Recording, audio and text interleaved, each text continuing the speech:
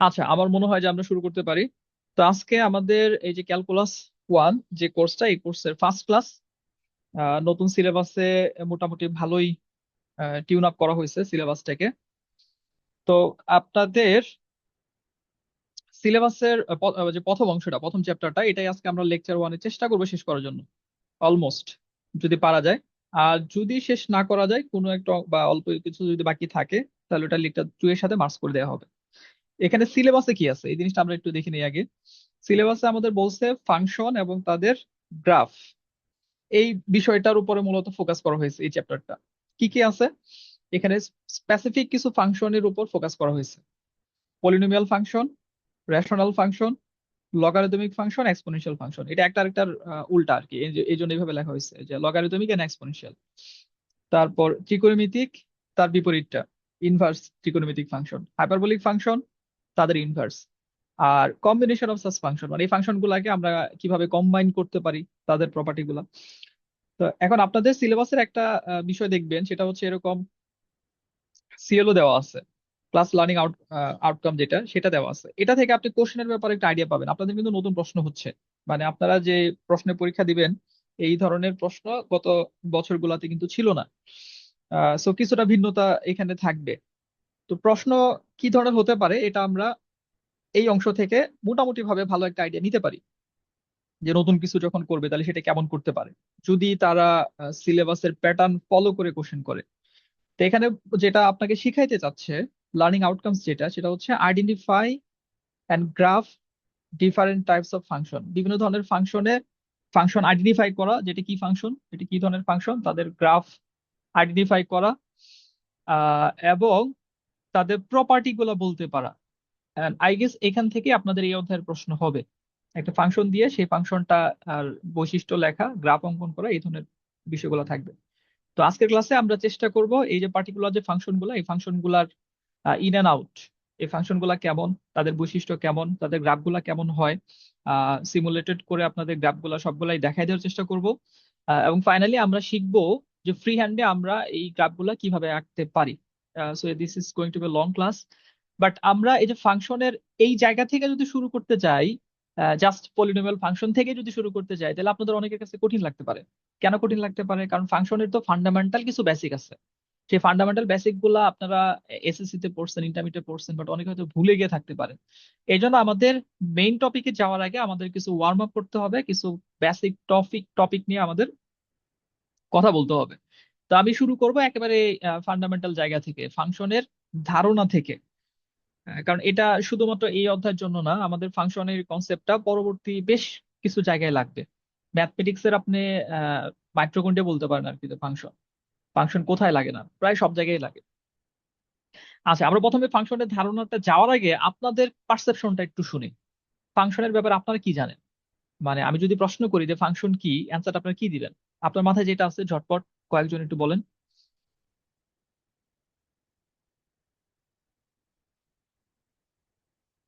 একটু রেসপন্স করতে হবে, ইন্টারেক্টিভ হইতে হবে, তাহলে আমি বুঝতে পারবো যে আমার কোন জায়গাগুলোতে এক্সপ্লেন করতে হবে। কারণ প্যারামিটারটা অনেক বড়, অনেকভাবে এই জিনিসগুলো বলা যায়। বাই নেম বলবো না, আমার মনে হয় যেটা ওপেনই থাকুক। আপনারা যে যেটা পারেন, মানে যার মাথায় যেটা আছে ফাংশনের ব্যাপারে, একটু ঝটপট বলে ফেলেন।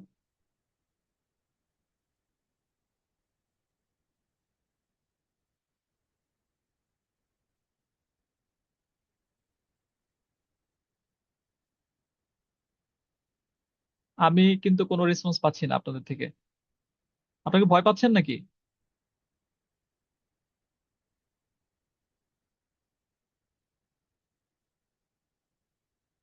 নাকি টেকনিক্যাল কোনো প্রবলেম হচ্ছে? আমার বিষয়টা আমাকে কি করতে হবে?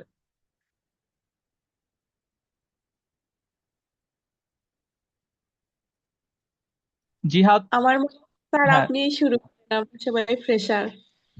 হ্যাঁ, এখানে কেউ প্রেশার নাই, এগুলা টুকটাক আমাদের জানা। আচ্ছা, যাই হোক, তাহলে আমাকে ধরে নিতে হবে যে ফাংশনের ব্যাপারে আপনাদের কোনো ধারণা নাই, ওই জায়গা থেকে আমাকে শুরু করতে হবে।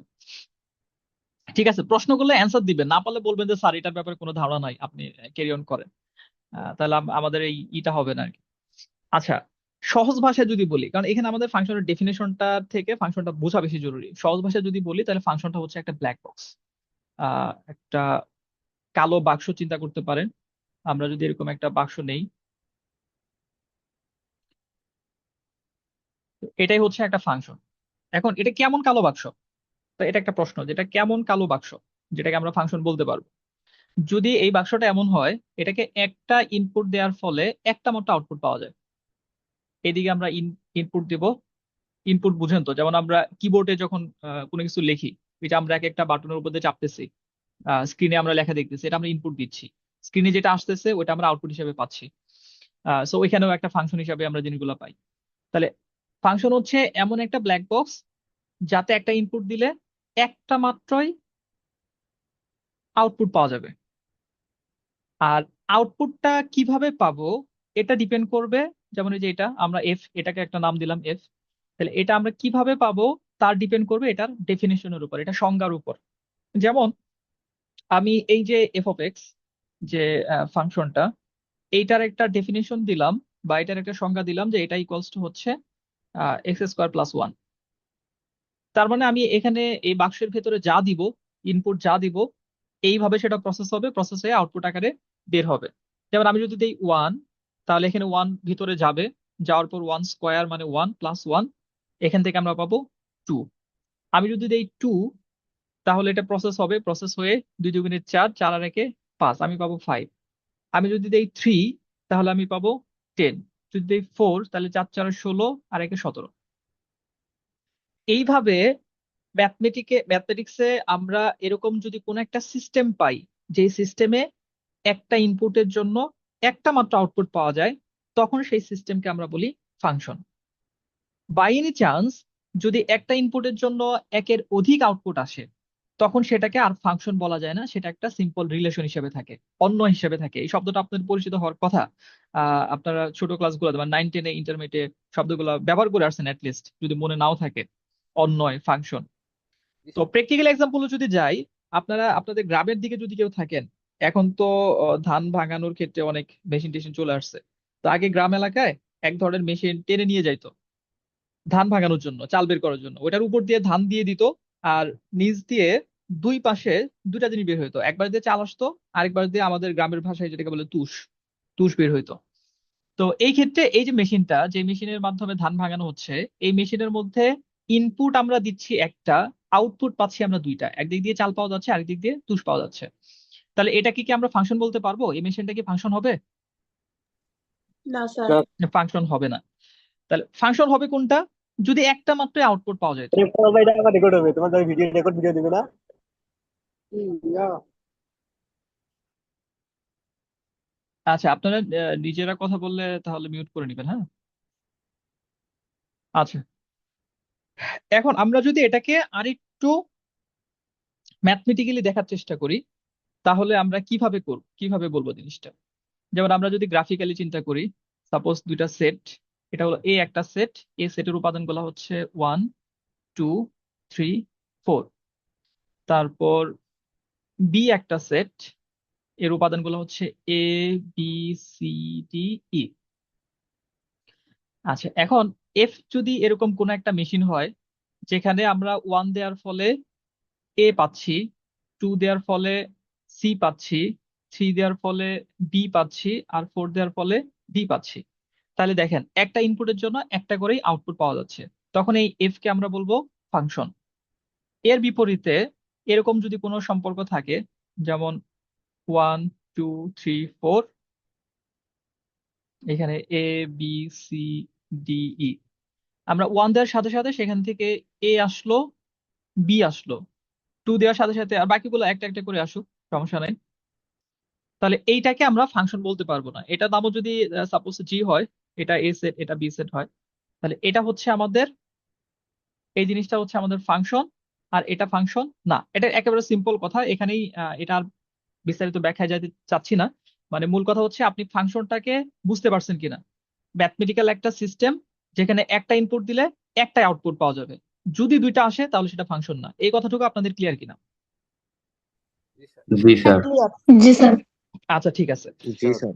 এখন ফাংশনের সাথে এটা রিপ্রেজেন্টেশন বা আদার্স ওগুলোতে যাচ্ছি, তার আগে এই যে আপনি মেশিনের মধ্যে একটা জিনিসকে দিচ্ছেন, আপনি কিন্তু যে কোনো ফাংশনে বা যে কোনো মেশিনে যে কোনো কিছু দিতে পারবেন না। এখানে একটা মেশিনারি রেস্ট্রিকশন থাকে, যেমন ওই যে ধান ভাঙানোর মেশিনের কথা আপনাকে বললাম, আপনি কিন্তু ওইখানে ইট দিতে পারবেন না, ওইখানে ইট ভাঙানো যাবে না, কিন্তু ইট ভাঙার কিন্তু আলাদা মেশিন আছে। আবার ইট ভাঙার যে মেশিন সেখানে আপনি ধান দিতে পারবেন না, গম দিতে পারবেন না।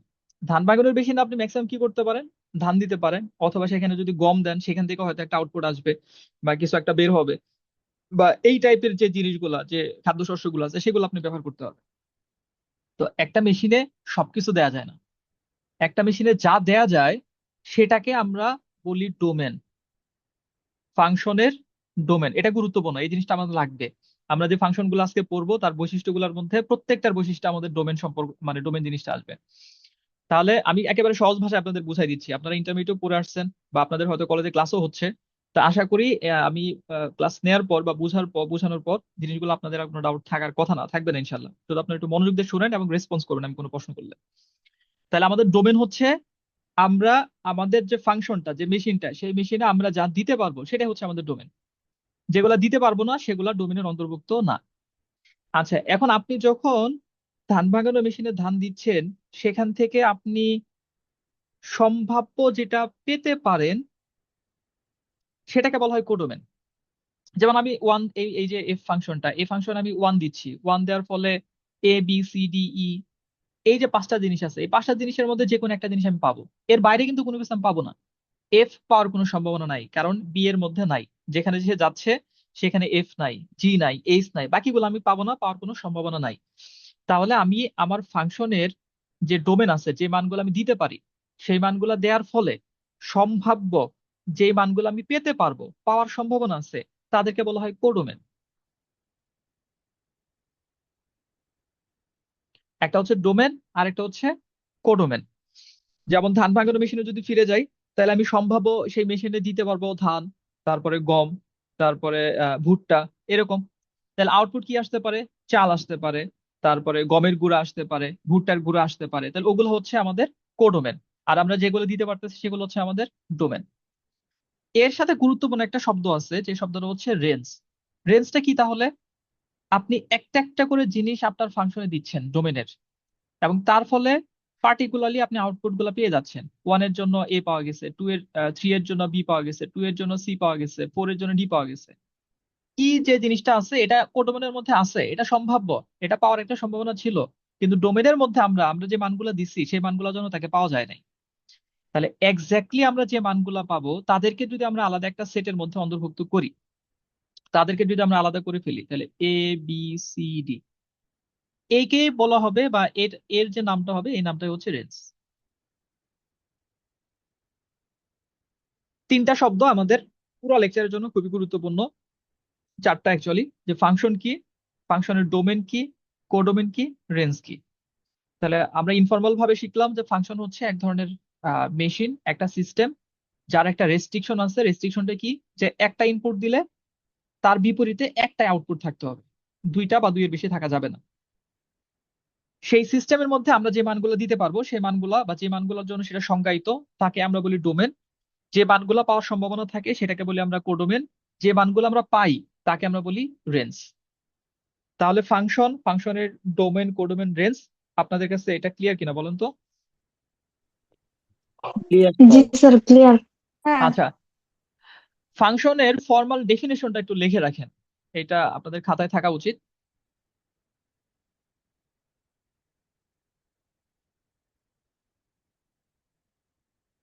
আচ্ছা, বাংলা লিখে দিচ্ছি বুঝার জন্য। আপনারা যারা ইংরেজিতে অ্যান্সার করবেন, গ্রুপে অনেকে এটা নিয়ে একটু করতেছিলেন, এটা কিন্তু কোনো বিষয় না ম্যাথমেটিক্স এর ক্ষেত্রে। যারা, আমি তো জিনিসগুলো আপনাদের বুঝাই দিব, যারা বাংলা অ্যান্সার করবেন বাংলায় রেডি করে ফেলবেন, যারা ইংলিশে অ্যান্সার করবেন ইংলিশে রেডি করে ফেলবেন। কোনো ডিফিকাল্টিস হলে আমাকে নক দিলেই হবে, যে স্যার আমি ইংলিশে অ্যান্সার করবো, এই প্রশ্নটা আমি রেডি করতে পারতেছি না। জেরিন বলছেন রেঞ্জটা আরেকবার এক্সপ্লেন করলে ভালো হতো। হ্যাঁ, আমরা কিছু এক্সাম্পল দেখবো, যে এক্সাম্পল গুলো পরীক্ষায় আসে, কিভাবে ডোমিনেন্স নির্ণয় করতে হয়। মূল ফাংশন গুলোতে যাওয়ার আগে এখানে আমাদের মোটামুটি 30 মিনিটস এর মতো একটা সেশন আছে আর কি। তারপরে ডেফিনেশনটা একটু লিখে নেন, যে যদি দুটি চলক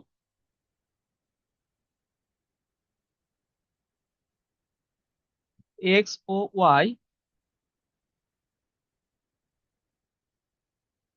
এমন ভাবে গত ক্লাসে আপনাদের একটা অবজারভেশন ছিল যে স্যার জিনিসগুলো লিখে লিখে বুঝালে ভালো হয়, আগে থেকে লেখা থাকলে জিনিসটা আহ, বেশিটা ইন্টারেক্টিভ হয় না। তো এই কারণে আজকের ক্লাসে আমি আর আগে থেকে কিছু লিখে রাখি নাই। যা পড়ানো হবে আমি লিখে দিব, আপনারা সাথে সাথে লিখে ফেলেন। যদি দুটি চলক এক্স ও ওয়াই এমন ভাবে সম্পর্কিত থাকে যে সম্পর্কিত থাকে যে এক্স এর প্রতিটি বাস্তব মানের জন্য, এক্স এর প্রতিটি বাস্তব মানের জন্য ওয়াই এর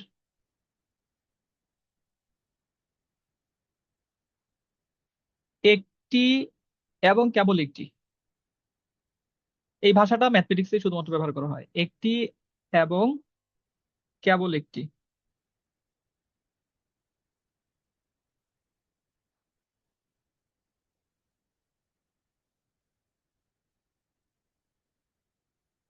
নির্দিষ্ট মান পাওয়া যায়,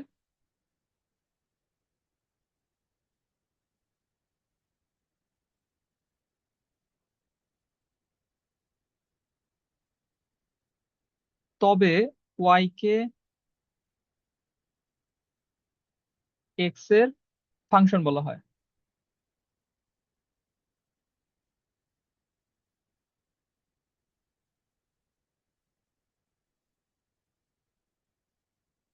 একে y equals to f of x, এটা দ্বারা প্রকাশ করা হয়। আচ্ছা, এটা হলো ফাংশনের সংজ্ঞা।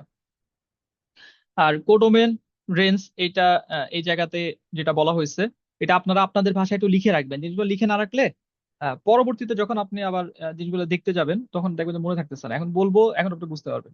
তো এই জন্য লিখে রাখাটা জরুরি। তাহলে আমি এখানে যে কথাগুলো বলছিলাম আরেকবার আমি ফ্ল্যাশব্যাক করে দিই। আহ, সেটা হচ্ছে ডোমেন হলো ফাংশনে যে মানগুলো আমরা দিতে পারি, সহজ কথা, যে মানগুলো ফাংশনে দেয়া যায়, যার জন্য ফাংশনটা সংজ্ঞায়িত, তাকে আমরা বলি ডোমেন। যার জন্য সংজ্ঞায়িত না সেগুলা ডোমেনের অন্তর্ভুক্ত হবে না। আচ্ছা, কোডোমেন কি? কোডোমেন হচ্ছে ওই ফাংশনে যে মানগুলা দেয়া যাবে তার জন্য যে মানগুলা পাওয়ার সম্ভাবনা আছে, সেটা হচ্ছে কোডোমেন। আর এক্স্যাক্টলি আমি যে মানগুলা পাবো সেটা হচ্ছে রেঞ্জ। রেঞ্জ যে বুঝতে পারেন নাই, দেখেন আমরা এখানে এই ফাংশনটা, এটা তো র্যান্ডম একটা ফাংশন দেওয়া হয়েছে। এখানে ওয়ান এর জন্য এ পাওয়া যাচ্ছে, টু এর জন্য সি পাওয়া যাচ্ছে, থ্রি এর জন্য বি পাওয়া যাচ্ছে, ফোর এর জন্য ডি পাওয়া যাচ্ছে।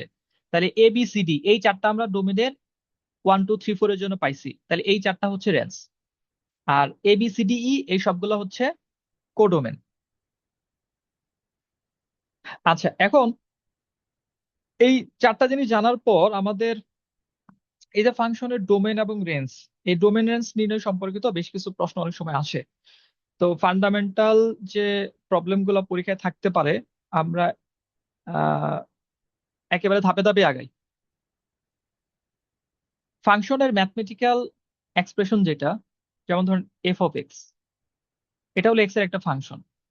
তাহলে এটাকে আমরা কিভাবে লিখতে পারি? যেমন এক্স স্কোয়ার প্লাস ওয়ান। এই এফ অফ এক্সটা, এইটাকে আমরা অ্যাকচুয়ালি বলতে পারি ওয়াই। তাহলে ওয়াই ইকুয়ালস টু হচ্ছে আমাদের এই এফ অফ এক্স। ওই যে যেটা বলা হলো যে এক্স এর মানের জন্য ওয়াই এর কেবল একটা নির্দিষ্ট মান পাওয়া যায়। তাহলে আপনারা এই ধরনের ম্যাথমেটিক্যাল প্রবলেম এর আগে ফেস করে আসছেন। আমরা স্টেপ বাই স্টেপ আগাই। প্রথমে হচ্ছে ফাংশন থেকে মান নির্ণয়। যেমন এফ অফ এক্স যদি একটা ফাংশন হয়, যে ফাংশনটা পিসওয়াইজ ফাংশন বা স্টেপ ফাংশন আকারে, এটা থেকেই আমরা দেখি, এটা এর আগে একটা পরীক্ষা আসছিল যে f of x equals to suppose x square যখন x less than zero, x যখন x greater equal zero, lesser equal one. Greater equal হবে না, শুধু গ্রেটার হবে।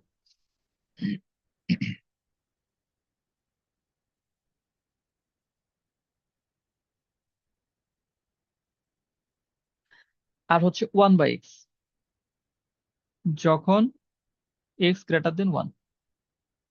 আচ্ছা, এরকম ফাংশন দিয়ে আমাদের যদি বলা হয় যে এত হলে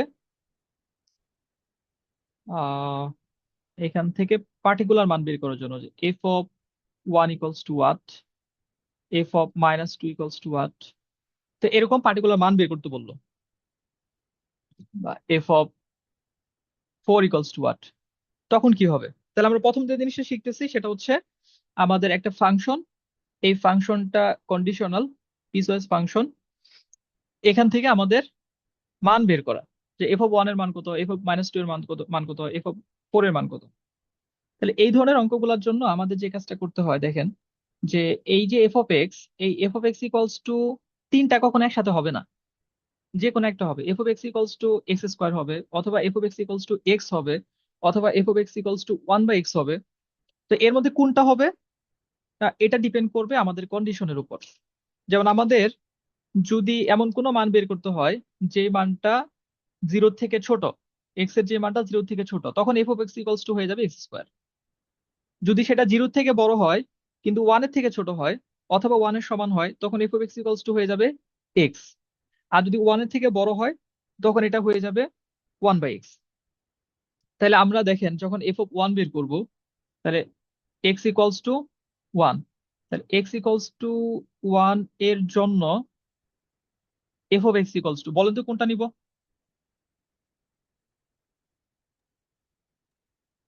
স্যার এক্স হচ্ছে এক্স হবে দ্বিতীয়টা। দ্বিতীয়টা নিতে হবে, এক্স্যাক্টলি, হ্যাঁ, ইকুয়ালস টু এক্স। তখন আমরা এখান থেকে এটার মানটা বের করে ফেলতে পারবো, এফ অফ 1 ইকুয়ালস টু 1, শেষ, মান পেয়ে গেলাম। তারপর আহ পরেরটা এফ অফ -2, এখানে কি তাহলে এক্স ইকুয়ালস টু -2 এর জন্য, তাহলে এক্স ইকুয়ালস টু -2 এর জন্য এফ অফ এক্স কোনটা হবে? X square. এক্স স্কয়ার প্রথমটা এক্স স্কোয়ার, কারণ এই যে 0 থেকে ছোট সব মানের জন্য এফ অফ এক্স এর মান হবে এক্স স্কোয়ার। তাহলে ইকুয়ালস, সুতরাং এখান থেকে আমরা এফ অফ প্রথমটা -2 তার স্কোয়ার ইকুয়ালস টু 4 পেয়ে গেলাম। তারপর যদি আমরা 4 এর জন্য পেতে চাই, এক্স ইকুয়ালস টু 4 এর জন্য, এক্স ইকুয়ালস টু 4 এর জন্য কি হবে, কোনটা হবে? 1/x। 1/x, কারণ এই যে কন্ডিশন আমাদের বলতেছে এক্স এর মানটা 1 এর থেকে বড়। তাহলে এইখানে আমরা তখন কি করব, এক্স এর মানটা বসাবো, যে সুতরাং এফ অফ 4 ইকুয়ালস টু 1/4, শেষ। তো এই ধরনের মান নির্ণয়ের কাজগুলো আপনারা এগুলো করে থাকতে পারার কথা। আচ্ছা, আমরা তাহলে এই যে ফাংশনের বেসিক জিনিসগুলো জানার পর আহ বিভিন্ন ধরনের যে ফাংশন আছে এরকম কিছু ডেফিনিশন ছিল যেগুলো আপনাদের এই অনার্সের সিলেবাসে দেওয়া হয় নাই, কিন্তু আপনারা ইন্টারমিডিয়েটে পড়ে আসছেন। এই ধরনের কিছু ফাংশনের ব্যাপারে ধারণা থাকতে হবে, রাখতে হবে। আমি একবার হচ্ছে ওই ফাংশন গুলো আপনাদের রিভিউ করে দিচ্ছি। অ্যাকচুয়ালি ধরুন অনার্সের সিলেবাস যখন তৈরি করা হয় তখন কিন্তু তারা ধরে নেয় যে ইন্টারমিডিয়েট সবকিছু আপনি পারেন, তারপর সিলেবাসটা মানে মেড আপ করে। বাট আমাদের সমস্যা হচ্ছে আমরা ভুলে যাই। আমরা যখন স্কুল থেকে কলেজে উঠছি তখন স্কুলের অনেক কিছু ভুলে গেছি, যে কারণে কলেজের পর আমাদের কাছে কঠিন লাগছে। আবার আমরা যখন এখন অনার্সে উঠছি, এখন আমরা মানে আমাদের কলেজে সবকিছু বা অনেক কিছু ভুলে গেছি, যার ফলে দেখা যায় ওই যে কনসেপচুয়াল যে গ্যাপ, ওই কনসেপচুয়াল গ্যাপের কারণে আপনার টিচারের কাছে আসতে হয়, না হলে কিন্তু এই জিনিসগুলো আপনি নিজেই পারতেন, একা একাই পারতেন। স্যার ইন্টারমিডিয়েটে আমাদের এটা অধ্যায় সিলেবাসের অন্তর্ভুক্ত ছিল না, শর্ট সিলেবাসের বাইরে ছিল। ও আচ্ছা, হ্যাঁ, ফাংশন তো শর্ট সিলেবাসে, তো আরো ঝামেলা। আচ্ছা, ওই জন্য স্যার কাইন্ডলি বুঝতে বেসিক পারছি, থেকে আপনি পড়ার সমস্যা নেই। এটা আমার মাথায় ছিল না, এটা যদি আগে বলতেন তাহলে আরো ভালো হতো। আচ্ছা, ঠিক আছে, সমস্যা নাই। আমি এসএসসির আরো, হ্যাঁ, আমি আরো সহজ ভাবেই বলবো, সমস্যা নাই, জিনিসগুলো যতটা সহজ ভাবে আপনাদের বোঝানো যায়। এইগুলা দেখে স্যার এসএসসির ম্যাথই মনে পড়ছে আসলে। হ্যাঁ, এসএসসি তে ছিল এরকম, এসএসসি তেও কিছু ছিল। ফাংশনের আসলে মূল কথাটা তো আপনি যেখানে যাবেন সেম, যখন আপনি বেসিক জিনিসটা জানবেন একেবারে ফান্ডামেন্টাল জায়গায় যাবেন, ওটা আপনার এসএসসি তেও যা ছিল ইন্টারমিডিয়েটেও তাই, অনার্সে গিয়েও তাই। বাট এখানে আপনি অ্যাডভান্স জিনিসগুলো শিখবেন তার সাথে সাথে।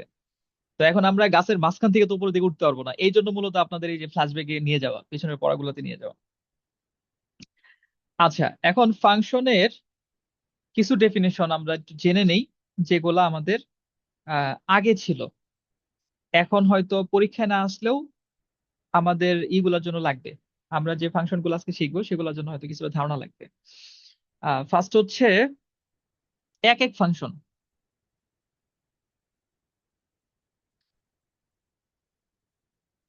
এগুলার ডেফিনেশন গুলো আমি লিখতেছি না, আমি শুধু আপনাদের বুঝাই দিই যে জিনিসগুলো আসলে কি বোঝায়। মানে ডেফিনেশন গুলো পরীক্ষা আসবে না। শুধু ফাংশনটা আইডেন্টিফিকেশন করা বা জানাটা আপনার জন্য জরুরি। একটা ফাংশনকে আমরা কখন এক এক ফাংশন বলবো?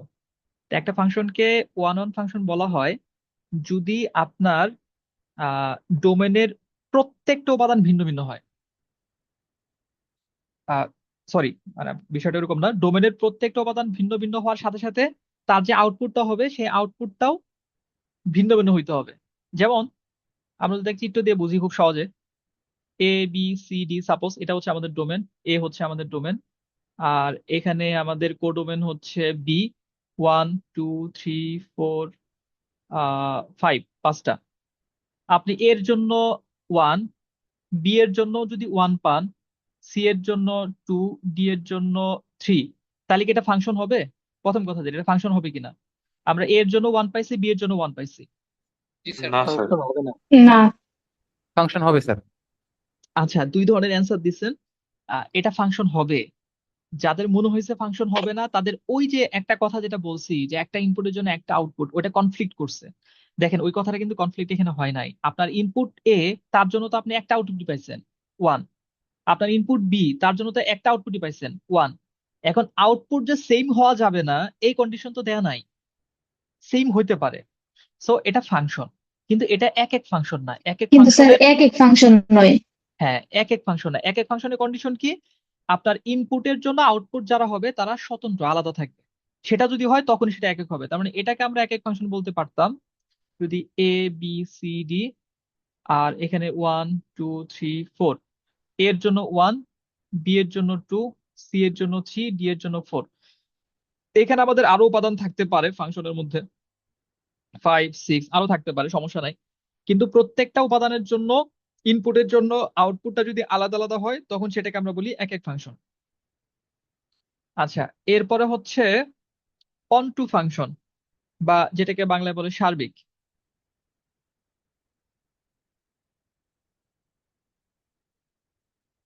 সার্বিক ফাংশন।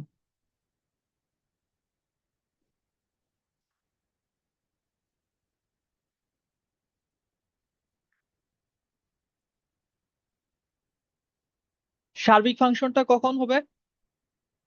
যদি কোডোমেন এবং রেঞ্জ সমান হয়ে যায়। কোডোমেন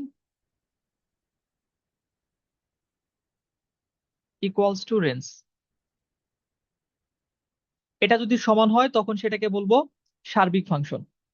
তাহলে এখন আমরা যদি এই যে ডায়াগ্রামের মাধ্যমে বোঝার চেষ্টা করি কেমন ফাংশন গুলা এরকম হতে পারে, যেমন এ বি সি ডি, তারপর এখানে হচ্ছে 1 2 3 4, এর জন্য 1, বি এর জন্য 2, সি এর জন্য 4, ডি এর জন্য 3। এটা একটা সার্বিক ফাংশন। কেন সার্বিক ফাংশন? দেখেন আপনার কোডোমেনটা আসলে কোনটা। কোডোমেন হচ্ছে এই যেটা, এই পুরা সেটটাই হচ্ছে কোডোমেন। রেঞ্জ কোনটা? রেঞ্জ হচ্ছে এই সেটের যে উপাদানগুলা ডোমেনের সাথে সম্পর্কিত। তাহলে ডোমেনের সাথে তো সবগুলাই সম্পর্কিত হয়ে গেছে। যখন কোডোমেনের সবগুলো উপাদান ডোমেনের সাথে সম্পর্কিত হবে তখনই সেটাকে আমরা বলবো সার্বিক ফাংশন। কথাটা কি বুঝতে পারলেন? জি স্যার। জি স্যার। তাহলে এইটা কি আমাদের সার্বিক, এই যে এখানে এক এক ফাংশনের যে এক্সাম্পলটা দেওয়া হয়েছে, তো এটা কি আমাদের সার্বিক ফাংশন ছিল? না স্যার। না স্যার। এটা সার্বিক ফাংশন ছিল না। আচ্ছা ঠিক আছে, যখন একটা ফাংশন একই সাথে 1 1 এবং অনটু হবে, এক এক ফাংশন, এটার আমরা বলি ইংলিশে 1 1 ফাংশন। যখন একই সাথে 1 1 এবং অনটু হবে তখনই কেবলমাত্র সেই ফাংশনের বিপরীত ফাংশনটা পাওয়া যাবে। এই জন্য মূলত এই দুইটা ফাংশনের সাথে পরিচিত করা, কারণ আমাদের বিপরীত ফাংশনটা লাগবে, ওই যে আমাদের ইনভার্স ফাংশনের গ্রাফ বা গ্রাফিক্যাল বিষয়গুলো আমরা দেখব। তো এই জায়গা থেকে একটা পপুলার প্রশ্ন আছে যেটা ন্যাশনাল ইউনিভার্সিটির আগের বছরগুলোতে আসছে, অনেক আগে আসছে অবশ্য। সেটা হচ্ছে আপনাকে একটা ফাংশন দিবে, দিয়ে বলবে সেই ফাংশনটা এক এক কিনা, সার্বিক কিনা চেক করার জন্য, তারপরে এফ ইনভার্স বের করতে বলবে। এই ম্যাথটা করে দেই, এটা আসতে পারে এই ধরনের প্রশ্ন। তো লেট এ ইকুয়ালস টু আর বাদ 3, এটা এ হচ্ছে আমাদের ডোমেন। আর থেকে আর হচ্ছে সেট অফ রিয়েল নাম্বার, এর মধ্যে সব আছে, মাইনাস ইনফিনিটি থেকে প্লাস ইনফিনিটি সব আছে। এই জায়গাতে এখান থেকে শুধুমাত্র থ্রিটাকে বাদ দেওয়া হয়েছে, তার মানে ডোমেন হচ্ছে আমাদের সেট অফ রিয়েল নাম্বারের থ্রি ছাড়া সকল সংখ্যা, যে কোনো কিছু আমরা এখানে বিবেচনা করতে পারি। অ্যান্ড বি ইকুয়ালস টু আর বাদ 1, এটা হচ্ছে আমাদের কোডোমেন। কিভাবে বুঝলাম? কারণ আমাদের বলা থাকবে late the function f such that a in b is defined by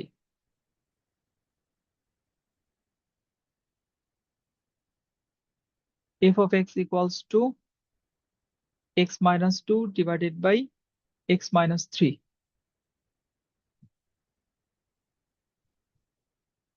Prove that, আপনাদের কি লেখা বুঝতে সমস্যা হয়? না স্যার, সমস্যা হয় না। F is an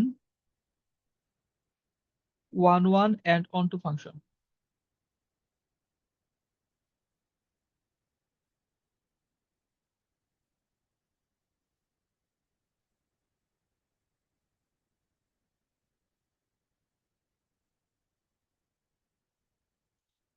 One one and onto function. Find a formula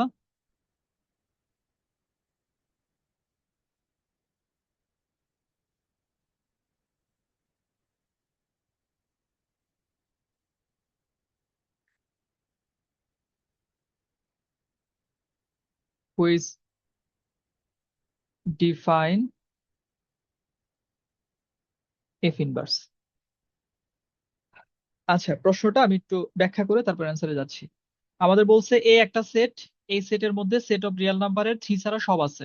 B আরেকটা সেট, এই সেটের মধ্যে সেট অফ রিয়েল নাম্বারের ওয়ান ছাড়া সব আছে। তারপর বলছে একটা ফাংশন হলো এফ, এ ইন বি, মানে এ হলো আমাদের ডোমেন। এই যে অ্যারো দিয়ে বোঝাচ্ছে এফ এর এ সেটের মান বসানোর ফলে এফ প্রসেস করে যে মানগুলা দিবে সেগুলো পাওয়া যাবে বি এর মধ্যে। তাহলে বি হচ্ছে আমাদের কোডোমেন। এবং কিভাবে কাজটা করবে, ফাংশনের ডেফিনেশনটা কি? ডেফিনেশন হচ্ছে x minus two divided by x minus 3। আমাদের প্রমাণ করতে হবে এফ হচ্ছে একটা ওয়ান অন ফাংশন এবং অন টু ফাংশন। তারপরে আমাদেরকে একটা ফর্মুলা বের করতে বলছে যেটা এফ ইনভার্স কে ডিফাইন করে, অর্থাৎ এফ ইনভার্স বের করার যে বিষয়টা সেটা। আচ্ছা, তাহলে এই অঙ্কটাও কিন্তু বা এই সিমিলার টাইপের অঙ্কও কিন্তু তো আপনাদের 9 10 থাকার কথা। আমার যতদূর মনে পড়ে সেখানে আপনারা করে আসছেন। তাহলে এটা আমরা অ্যান্সারে গিয়ে কি করব? এটার অ্যান্সারে গিয়ে যে এখানে আমাদের এ ইকুয়ালস টু হচ্ছে আর বা 3, আপনারা বাংলায় লিখবে, জাস্ট লিখবেন যে দেওয়া আছে এ এত, বি হচ্ছে আর বা 1,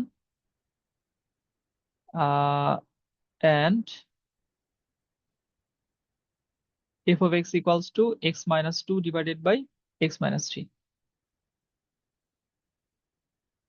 তাহলে ফার্স্ট আমরা দেখাবো এফ হচ্ছে 1 1।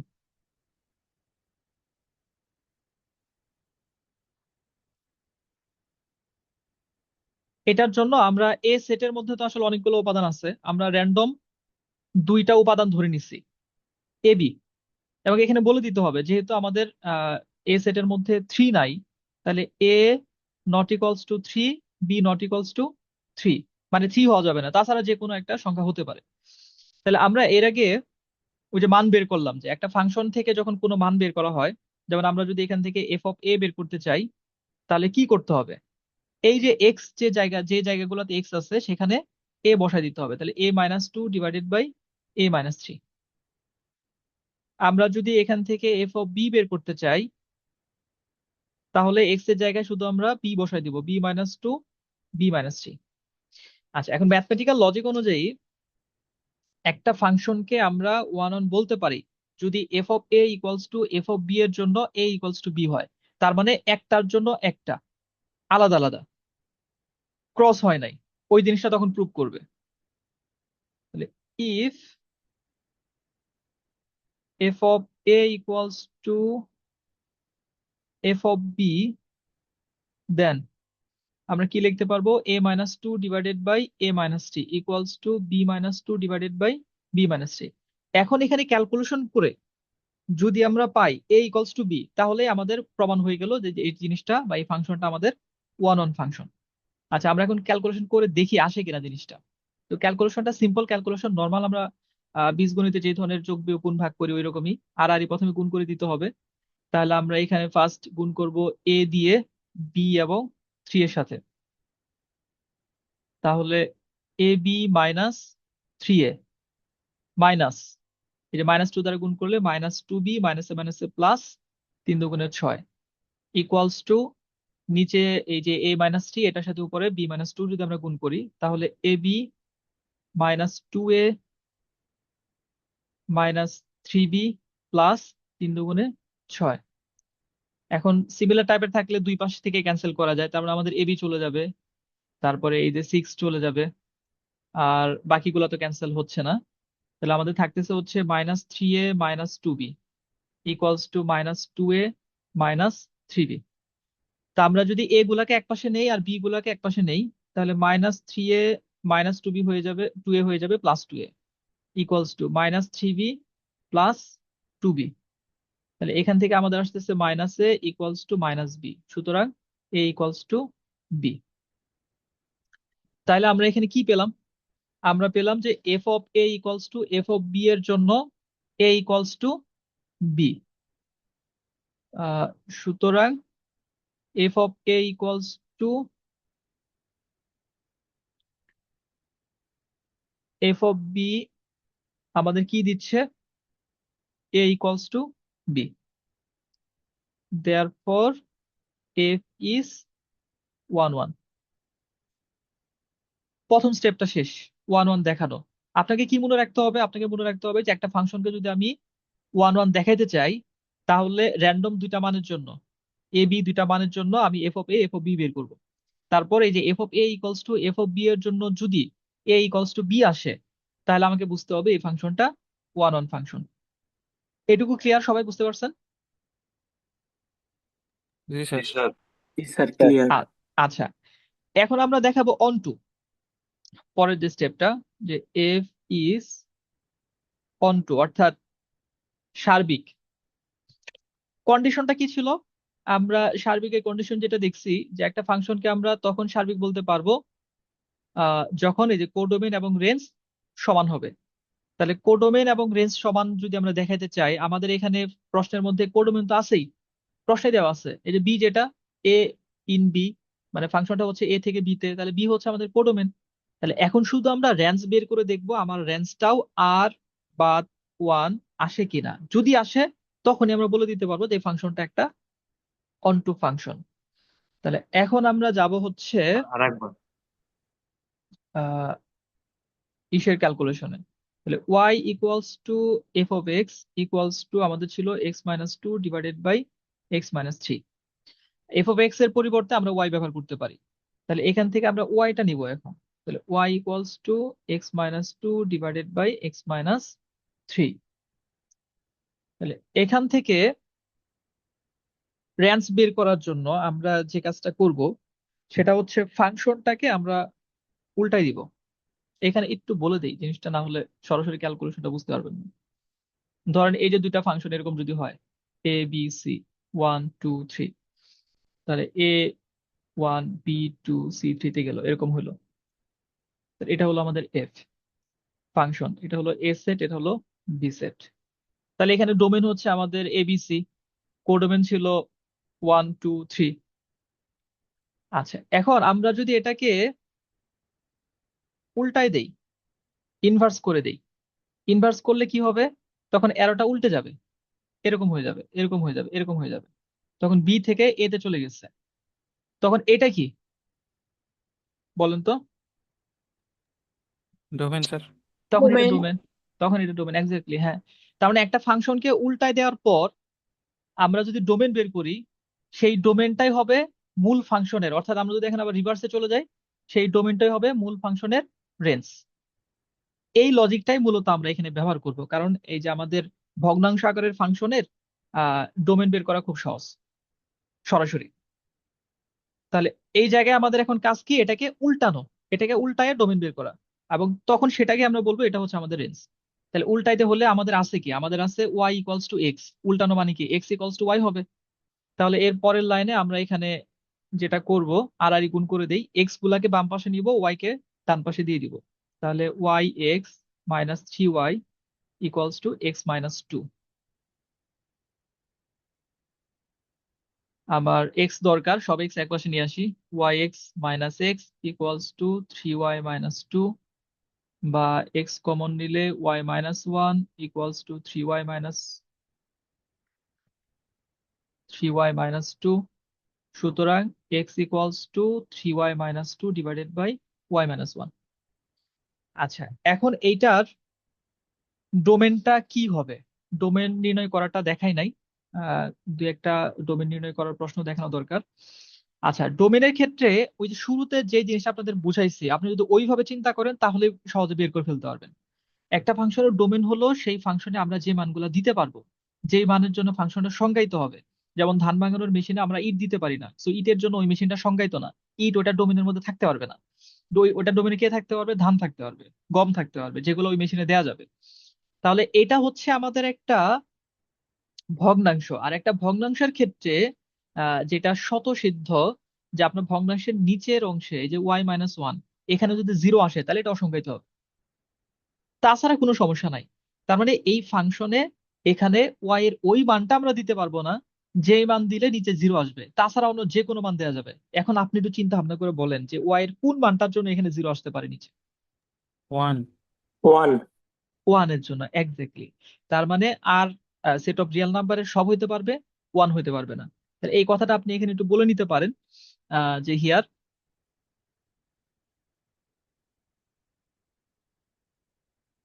দ্য ভ্যালু অফ এক্স, এই যে এক্স এর মান is real for all real values of Y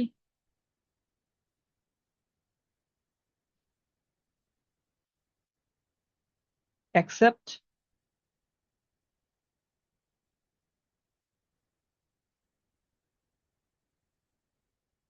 y equals to 1। সুতরাং রেঞ্জকে আর এফ এভাবে লেখা হয়, রেঞ্জ ইকুয়ালস টু হচ্ছে সেট অফ রিয়াল নাম্বার, এটা থেকে 1 বাদ, এবং এটাই হচ্ছে ইকুয়ালস টু বি, যে বিটা হচ্ছে আমাদের কোডোমেন, কোডোমেন অফ এফ। তাহলে আমাদের রেঞ্জ এবং কোডোমেন সমান হয়ে গেছে, তো আমি বলে দিতে পারি সুতরাং এফ ইজ অন টু। তাহলে আমাদের 1 1ও হয়ে গেছে, অন টু হয়ে গেছে। আর যখনই একটা ফাংশন 1 1 এবং অন টু হয়, তখনই কেবলমাত্র সেই ফাংশনের এফ ইনভার্সটা পাওয়া যায়। তাহলে এফ ইনভার্সটা আবার আবার আমরা কি পাবো, এইটুকুর মধ্যে কারো কোনো প্রশ্ন আছে? না স্যার। নাই। আচ্ছা, তাহলে এরপরে আমরা যাই হলো F inverse.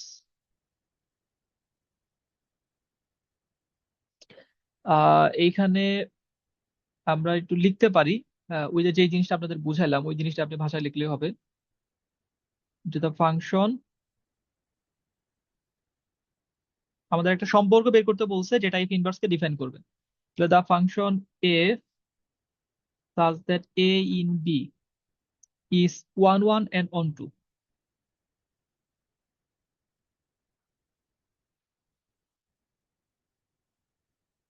therefore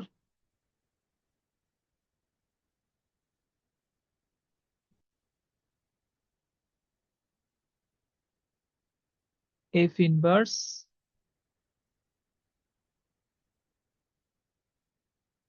exists and f inverse such that b in a, মানে উল্টাটা। এখন এই কাজটা তো আমরা অলরেডি করছি, আমরা তো এটাকে উল্টাইছি। এই যে লাস্ট যে লাইনটা আমাদের ছিল, x equals to 3y minus 2 divided by y minus 1, x equals to 3y minus 2 divided by y minus 1। তাহলে এইটাই তো আমাদের ইনভার্স ফাংশন, এটা তো আমরা উল্টাই ফেলছি। তাহলে এখানে ফাংশনটা কার? ফাংশনটা হচ্ছে y এর। তাহলে এক্স এর পরিবর্তে আমরা লিখতে পারবো f inverse y equals to 3y minus 2 divided by y minus 1। তো এখানে অনেক সময় অনেকে প্রশ্ন করেন যে এক্স এর পরিবর্তে এফ ইনভার্স ওয়াই কেন লিখলাম বা কিভাবে লিখলাম। তো এইটা আমি একটু বলে দিই, এটা লিখতে হবে না, পরীক্ষায় যদি অ্যান্সার করেন এই প্রশ্নটা, যে আমাদের ওয়াই ইকুয়ালস টু হচ্ছে এফ অফ এক্স। তাহলে দুই পাশে যদি আমরা ইনভার্স ফাংশন দেই, তাহলে আমাদের এফ ইনভার্স ওয়াই এটা ইকুয়ালস টু হয়ে যাবে এক্স। এই যে এক্স এর মান এফ ইনভার্স ওয়াই, ওইটা আমরা এখানে একবার বসাই দিচ্ছি। তাহলে ফাইনালি আমাকে যেহেতু এক্স এর জন্য ডিফাইন করতে হবে, তাহলে আমি লাস্টে এফ ইনভার্সে ওয়াই এর জায়গায় এক্স বসাই দিব। এটা ইকুয়ালস টু হচ্ছে 3x minus 2 divided by x minus 1। মানে ফাংশনটা হচ্ছে এখন আমার এফ ইনভার্স। এফ ইনভার্স কিন্তু একটা ফাংশনের নাম, তারপরে ওর নিজে আলাদা একটা নতুন ফাংশন। সেই ফাংশনের চলককে ওয়াই, আমরা এখানে কি চাচ্ছি? এক্স। তাহলে ওয়াই এর জায়গায় কি বসাবো? এক্স বসাবো। বসানোর ফলে আমাদের আসতেছে এই যে 3x minus 2 divided by x minus 1। তো এইটাই এখানে আমাদের বের করতে বলছে, যে একটা ডেফিনেশন বের করেন, যে ডেফিনেশনটা এটাকে সংজ্ঞায়িত করবে।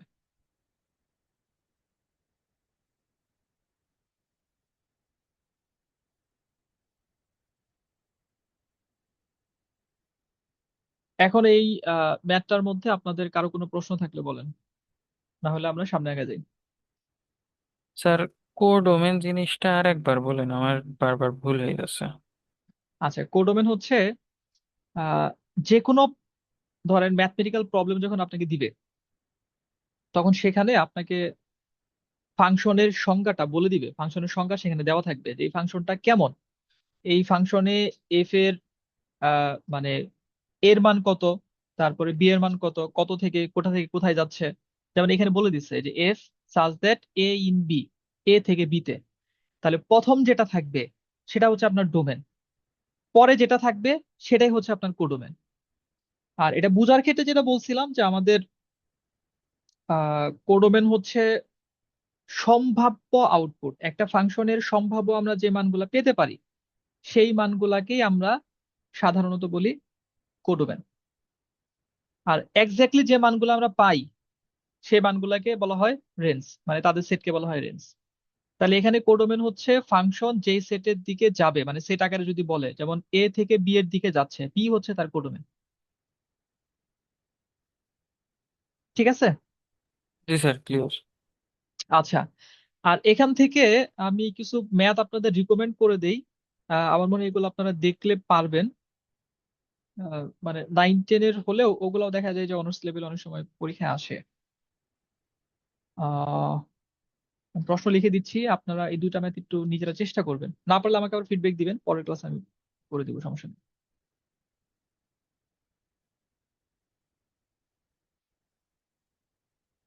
If f of x equals to 1 plus x square plus x to the power 4 divided by x square, then prove that f of 1 by x equals to f of x. এটা একটু দেখবেন প্রমাণ করতে পারেন কিনা। সহজ, একেবারে ইজি, মানে কঠিন ভাবে চিন্তা করবেন না, খুবই সহজ ম্যাথ। তারপর if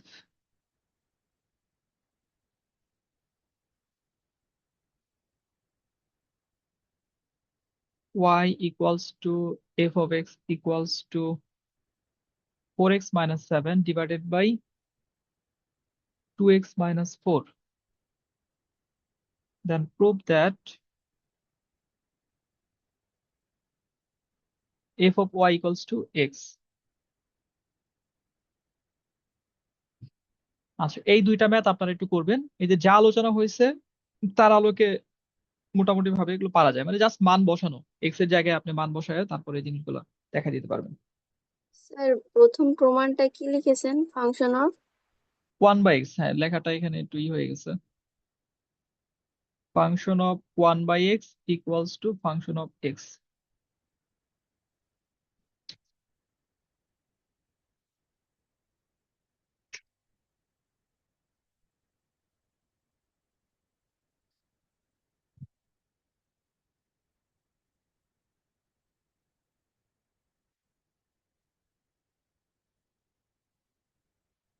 ঠিক আছে, লেখা হয়েছে? হয়েছে স্যার। আচ্ছা, আমরা একটু তাহলে মূল টপিকে চলে যাই, না হলে আজকে আবার ক্লাসের মধ্যে শেষ করা যাবে না। ডোমেন রেঞ্জের বেশ কিছু ম্যাথ দেখানোর ইচ্ছা ছিল, তা আমি যদি সময় পাই তাহলে এটার উপর আলাদা একটা রেকর্ড ক্লাস আপনাদেরকে দিয়ে দিব, বিভিন্ন ধরনের ফাংশনের ডোমেন রেঞ্জ নির্ণয়। আচ্ছা, আমাদের যে টপিক গুলা থেকে প্রশ্ন থাকার সম্ভাবনা বেশি তার মধ্যে ফার্স্ট হচ্ছে পলিনোমিয়াল ফাংশন। পলিনোমিয়াল ফাংশন সিলেবাসে এটাকে পার্টিকুলারলি মেনশন করে দেওয়া হয়েছে। তো এটা হচ্ছে পলিনোমিয়াল ফাংশন মানে কি, এটার আমরা একটু বাংলার মাধ্যমে বোঝার চেষ্টা করি, সহজে বুঝতে পারবো। বহুপদী ফাংশন, এটার বাংলাটা হচ্ছে বহুপদী ফাংশন। আচ্ছা, বহুপদী ফাংশনটা বুঝতে হলে আপনাকে ফার্স্ট বহুপদীটা বুঝতে হবে, যে বহুপদী জিনিসটা কি, মানে ম্যাথমেটিক্সে আমরা পলিনোমিয়াল কাদেরকে বলি। তো বহুপদী হওয়ার জন্য কন্ডিশন ফুলফিল করতে হয়। এক নম্বর কন্ডিশন হচ্ছে চলকের ঘাত ঋণাত্মক বা ভগ্নাংশ হতে পারবে না।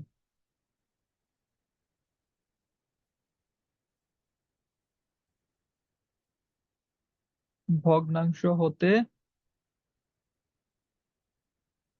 পারবে না। আচ্ছা, এটা মনে রাখলেই হবে যে ম্যাথমেটিক্সে পলিনোমিয়াল আমরা ওই সমস্ত গাণিতিক রূপগুলাকে বলবো, এক্সপ্রেশন গুলাতে বলবো, যে এক্সপ্রেশন গুলাতে চলকের ঘাত কখনো ঋণাত্মক হবে না, ভগ্নাংশ হবে না। যেমন আমি যদি কয়েকটা লিখি, আপনারা আমাকে বলবেন যে কোনটা পলিনোমিয়াল আর কোনটা পলিনোমিয়াল না। যেমন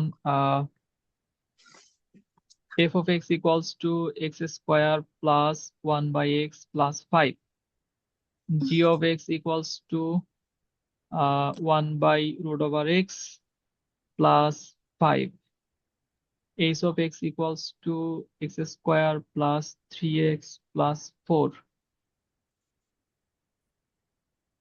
আর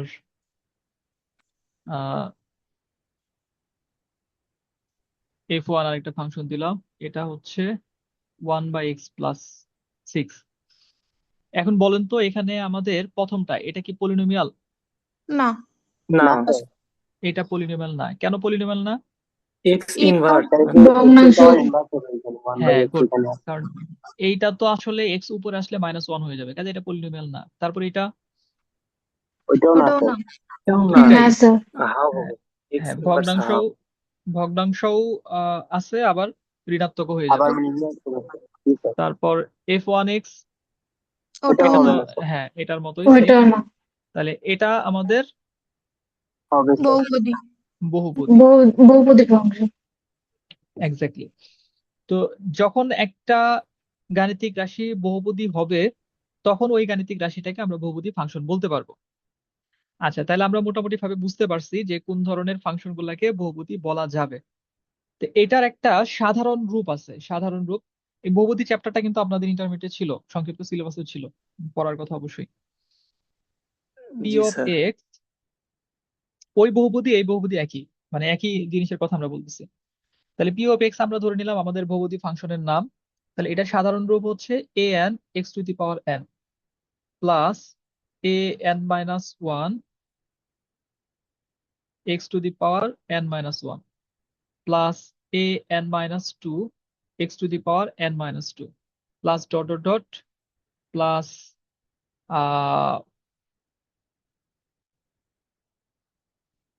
এইখানে লাস্টে গিয়ে a1 যখন থাকবে তখন এক্স প্লাস এ নট, ধ্রুবকে গিয়ে শেষ হবে যখন এক্স এর পাওয়ারটা 0 হয়ে যায়। তাহলে এখানে এটা কনফিউজ হওয়ার কিছু নাই। সাধারণ রূপ বলতে আমরা সরি, যখন বহুপদী ফাংশনের কথা চিন্তা করব তখন চলকের সর্বোচ্চ ঘাতের উপর নির্ভর করে তার নামকরণ হবে, যেমন দ্বিঘাত, ত্রিঘাত, চতুর্ঘাত, পঞ্চঘাত। তো এইভাবে এনটাকে আমরা একটা হাইয়েস্ট অর্ডার হিসেবে চিন্তা করছি এখানে, যে সর্বোচ্চ ঘাতটা এখানে এন। কত এ এন এর মান কত এটা আমরা জানি না। তো ইকুয়েশনের সাধারণ ফরম্যাট যেটা, এরপরে এক্স এর পাওয়ারটা এক করে কমতে থাকে। নর্মালি আমরা যখন একটা দ্বিঘাত সমীকরণ লিখি, দ্বিঘাত সমীকরণ সাধারণ রূপ a x square plus b x plus c equals to zero, এরকম আমরা ব্যবহার করে আসছি। তাহলে প্রথমে স্কোয়ার, তারপরে ওয়ান, তারপরে এখানে জিরো হয়ে গেছে। এরপরে আর নাই কেন? কারণ তাহলে তার বহুপদী হবে না, তখন তো ঋণাত্মক হয়ে যাবে। তো এখানে সেম, প্রথমে এক্স এর পাওয়ারটা হচ্ছে এন, তারপরে এক কমছে এন মাইনাস ওয়ান, আরো এক কমছে এন মাইনাস টু, এইভাবে একটা পর্যায়ে গিয়ে ওয়ান হয়েছে কমতে কমতে। তারপরে এখানে গিয়ে এক্স এর পাওয়ারটা জিরো হয়ে গেছে, x to the power zero মানে ওয়ান। এরপরে আর লেখার সুযোগ নাই, কারণ এরপরে গিয়ে এক্স এর পাওয়ারটা মাইনাস হয়ে যাবে। তখন যদি আমরা আমরা যদি এটা লিখি তাহলে এটার বহুপদী থাকবে না। তাহলে এই হচ্ছে আমাদের বহুপদী ফাংশন। এখানে এন এর পরিচয়টা কি, এন এর পরিচয়টা যদি লিখি,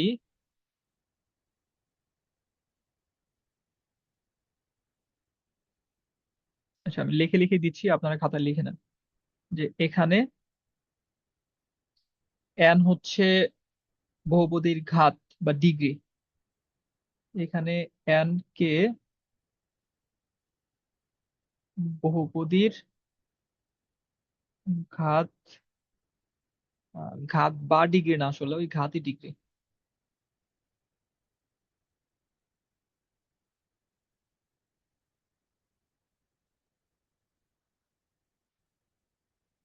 এইটা একটা প্রশ্ন আপনার হতে পারে। আরেকটা প্রশ্ন কি হতে পারে, যে a n minus one, a n minus two, এগুলা কি? তাহলে এ এন মাইনাস ওয়ান,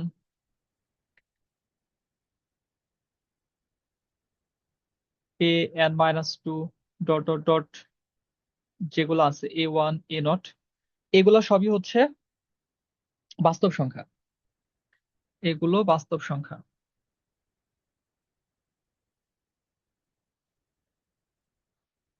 আর একটা কন্ডিশন যেটা, যে এ এন যেটা আমাদের ফার্স্ট যে টার্মটা থাকে, এটা নট ইকুয়ালস টু জিরো। কারণ এটা জিরো হলে তাহলে আমাদের সব ইকুয়েশনের প্যাটার্নটা চেঞ্জ হয়ে যায়। আচ্ছা, এটা আপনি পাইলেন। তাহলে আমরা বহুপদী ফাংশনটা বুঝলাম। এরপর আপনার শিখতে হবে কি, আপনার শিখতে হবে এই ফাংশনের বৈশিষ্ট্যগুলা কি কি।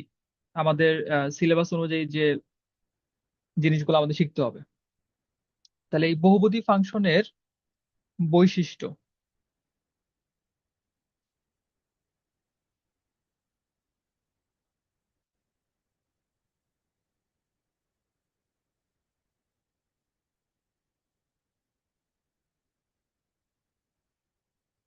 আচ্ছা আপনি যেহেতু অনেকগুলা ফাংশনের ধরেন বৈশিষ্ট্য শিখতে হবে আপনাকে, এখানে আপনি কিছু কমন প্যাটার্ন ফলো করবেন। আমাদের বহুপদী ফাংশনটা এটার ক্ষেত্রেই হয়তো একটু অ্যাডিশনাল কিছু থাকবে, বাট অন্যান্য ফাংশন গুলোর ক্ষেত্রে আমরা একটা ছকের মধ্যে, একটা চার্টের মধ্যে ফেলে দিতে পারবো, যে আমি ফাংশন বৈশিষ্ট্য লিখলেই এই জিনিসগুলো আমাকে লিখতে হবে। তাহলে এক নাম্বার যে জিনিসটা লিখবেন সব ফাংশনের ক্ষেত্রে, এক নাম্বার হচ্ছে ডোমেন। যে এই ফাংশনের ডোমেন কি, মানে ডোমেন মানে কি, এই ফাংশনে আমি কোন মানগুলা দিতে পারবো, কোন মানগুলোর জন্য এই ফাংশনটা সংজ্ঞায়িত, এটা ফার্স্ট। মানে জেনারেলাইজ করে নিবেন, না হলে পরীক্ষার আগে রিভিশন দিতে গিয়ে দেখবেন যে অনেক পড়া এলোমেলো হয়ে যাবে। এই জিনিসটা এইভাবে গুছাই ফেলবেন। তাহলে ফার্স্ট হচ্ছে আমার ডোমেন।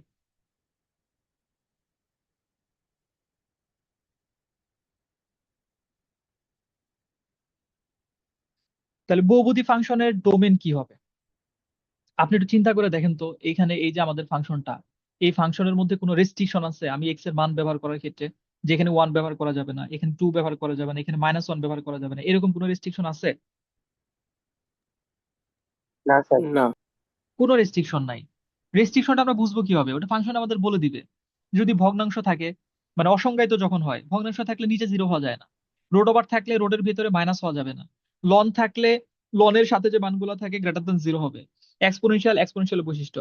তার মানে আমাদের এইটার ক্ষেত্রে কোনো রেস্ট্রিকশন নাই। তার মানে এটার ডোমেন হবে সেট অফ রিয়েল নাম্বার, সকল বাস্তব সংখ্যা। তাহলে আমাদের ফার্স্ট বৈশিষ্ট্য হচ্ছে ডোমেন নিয়ে আমরা লিখবো, যে বহুপদী ফাংশনের ডোমেন সর্বদা সকল বাস্তব সংখ্যা বা সেট অফ রিয়েল নাম্বার।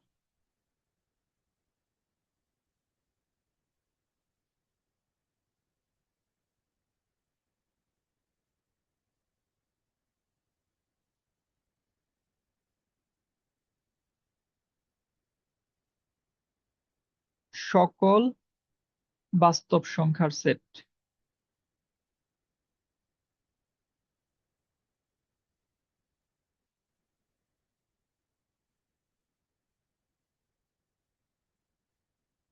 এইভাবে আমরা প্রকাশ করি। আর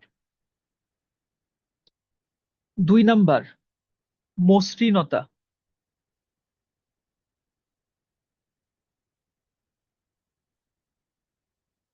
যেটাকে আমরা বলি স্মুথনেস।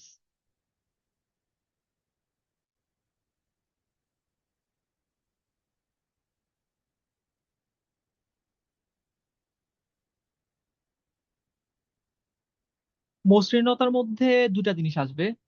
একটা হচ্ছে ধরেন আপনি গ্রাফ আঁকছেন এরকম, যদি হয় এই যে এরকম যদি কোণা থাকে, ইটস থাকে, তো সেটাকে আমরা মসৃণ বলি না।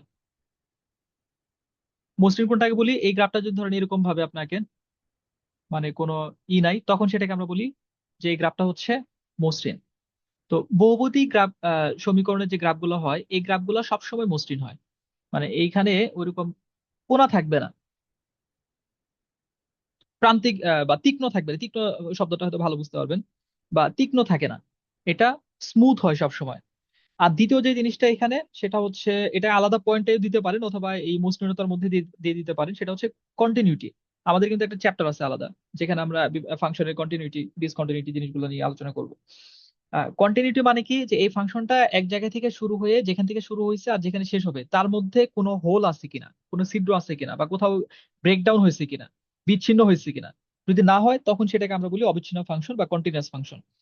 তো এই যে আমাদের বহুপদী যে ফাংশন গুলা, এই ফাংশন গুলা এখানে এক্স এর মানের জন্য ওয়াই এর মান সবসময় পাওয়া যায়। কন্টিনিউয়াসলি আপনি মান বের করে গ্রাফের মধ্যে যদি বসাই দেন, তাহলে কোনো তাদের মধ্যে ছেদ পাওয়া যাবে না, কোনো খণ্ডিত অংশ পাওয়া যাবে না, সেপারেশন পাওয়া যাবে না। তাহলে এটা হচ্ছে আপনার বহুপদী ফাংশনের 2 নম্বর বৈশিষ্ট্য। আপনাদের আচ্ছা, আমি যদি এটার গ্রাফটা একটু দেখাই, তাহলে আমার মনে হয় যে আপনারা ভালো বুঝতে পারবেন। আপনার গ্রাফটা দেখে তারপরে আবার ইসে ফিরে আসবেন।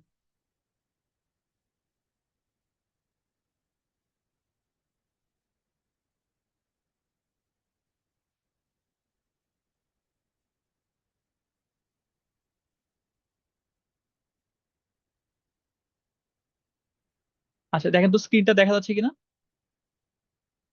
দেখা যাচ্ছে স্যার। জি স্যার, দেখা যাচ্ছে। আচ্ছা, আমরা একটা সিম্পল একটা বহুপদী ফাংশন চিন্তা করি। Suppose x square plus x plus 5, simple. তাহলে এটার গ্রাফটা কেমন দেখেন। এই যে আমাদের উপর থেকে নিচের দিকে নামছে, নেমে এখানে কিন্তু তীক্ষ্ণ হয় নাই, স্মুথলি আবার উপরের দিকে চলে গেছে। তো এইটা এই ধরনের, মানে এই গ্রাফগুলা দেখেন আর কোথাও কোনো ছেদ নাই, কোনো হোল নাই, কোনো সেপারেশন নাই। তা আপনি এরকম যদি পাওয়ার বাড়ায় দেন, 2 এর জায়গায় যদি 3 দেন, তারপরও দেখেন যে ফাংশনের শেপ চেঞ্জ হবে, বাট এখানে আমাদের কোনো সেপারেশন তৈরি হবে না, স্মুথনেসটা থাকবে। আচ্ছা, আমরা আজকে দেখবো এই ইসে সব ধরনের ফাংশনের গ্রাফগুলাই চেষ্টা করব আজকে আমরা ভালোভাবে দেখার জন্য।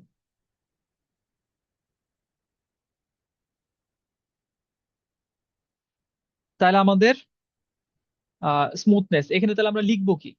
এখানে আমরা লিখবো যে এই ফাংশনের লেখচিত্র সবসময় মসৃণ ও অবিচ্ছিন্ন হয়, এবং কোনো হোল বা তীক্ষ্ণ কোণ থাকে না। জাস্ট এই 2টা লাইন লিখলেই হবে। তাহলে এদের লেখচিত্র সবসময় মসৃণ এবং অবিচ্ছিন্ন হয়।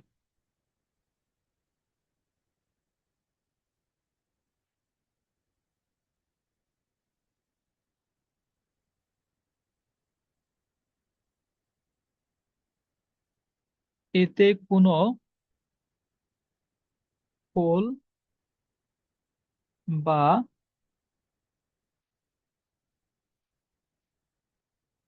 তীক্ষ্ণ কোণ থাকে না।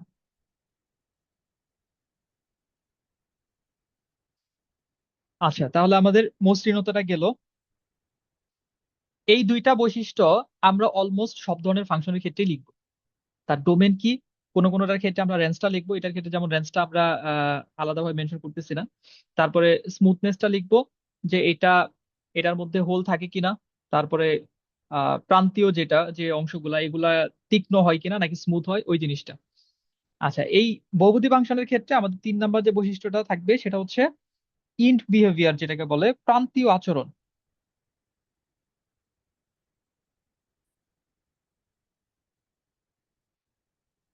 প্রান্তীয় আচরণ বলতে যেমন আমরা যে মাত্র যে দুইটা গ্রাফ দেখলাম, একটা হলো আপনার এই যে উপর থেকে নিচের দিকে নেমে আবার উপর দিকে চলে গেছে। এই যে এটা হচ্ছে তার মানে প্রান্ত আর কি, যে কোন দিকে যাবে, উপর থেকে নেমে আবার উপর দিকে চলে গেছে। আবার যখন আমরা এক্স কিউবে চলে গেলাম তখন যে উপর থেকে নামে আবার নিচের দিকে চলে গেছে, অর্থাৎ একটা প্রান্ত এই দিকে আরেকটা প্রান্ত উপরের দিকে চলে গেছে। তো এই যে প্রান্তীয় আচরণটা, এইটা কেমন হবে বা এটা কিসের উপর নির্ভর করে, এই জিনিসটা আমাদের বহুপদী ফাংশনের বৈশিষ্ট্যের মধ্যে আসবে। তাহলে এটা একটু লেখেন, যে ফাংশনের সর্বোচ্চ ঘাত এটা দুইটা জিনিসের উপর নির্ভর করে। ফাংশনের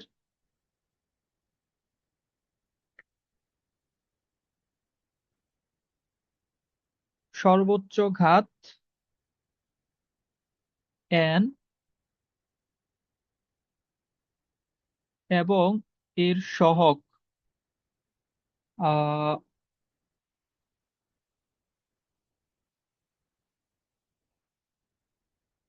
এর সহগের উপর ভিত্তি করে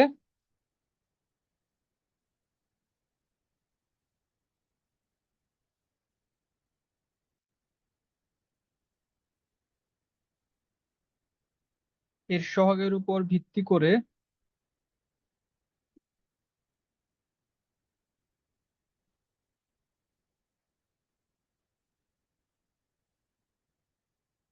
প্রান্তীয় আচরণ নির্ধারিত হয়।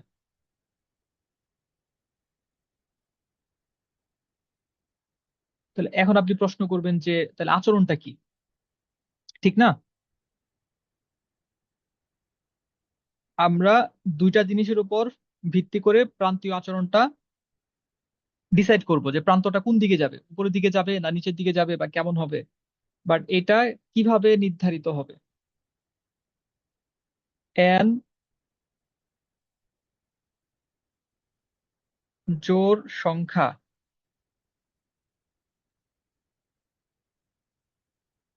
এবং সহগ ধনাত্মক হলে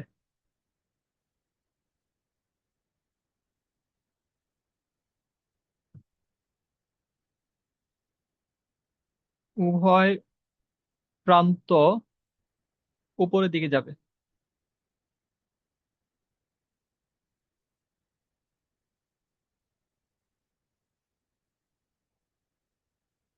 অর্থাৎ তখন আমাদের বিহেভিয়ারটা হবে এরকম ফাংশনের, মাঝখানে এখানে যা হোক, বাট দুই প্রান্তটা দুইটাই উপরের দিকে যাবে। দ্বিতীয় হচ্ছে যে n জোড়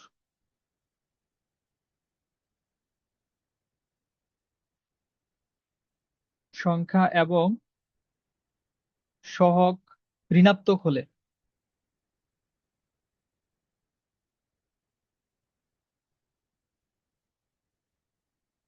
উভয় প্রান্ত নিচের দিকে।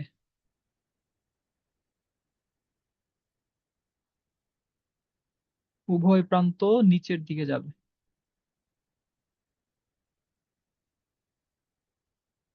অর্থাৎ তখন গ্রাফের মানে প্রান্তীয় আচরণটা হবে এরকম। এখন মাঝখানে কি হচ্ছে বা কোন দিকে যাবে এটা তো আসলে গ্রাফ মানে আমাদের ফাংশনের উপর নির্ভর করবে। বাট প্রান্তীয় আচরণটা আমরা বলে দিতে পারি আর কি, যে আমাদের পাওয়ার সর্বোচ্চ ঘাতটা যদি জোর হয় আর তার যে সহগ সেই সহগের চিহ্ন যদি ধনাত্মক হয় তাহলে দুইটা মাথায় উপর দিকে যাবে, অসীমের দিকে চলে যাবে। আর সর্বোচ্চ ঘাতটা যদি আমাদের জোর থাকে কিন্তু সহগ যদি ঋণাত্মক থাকে তাহলে এটা নিচের দিকে নেমে আসবে। আহ আচ্ছা, এরপর কি হয়? এরপর আর কি হইতে পারে বলেন তো? এই সর্বোচ্চ ঘাতটা বিজোড় হইতে পারে, এন এর মানটা বিজোড় হইতে পারে, আর সহগ জোড় হইতে পারে, বিজোড় মানে ধনাত্মক হইতে পারে, ঋণাত্মক হইতে পারে। তাহলে আরো দুইটা কেস এখানে আসবে, যে এন বিজোড়। আপনাদের ক্লাসে কি এগুলো পড়াইছে?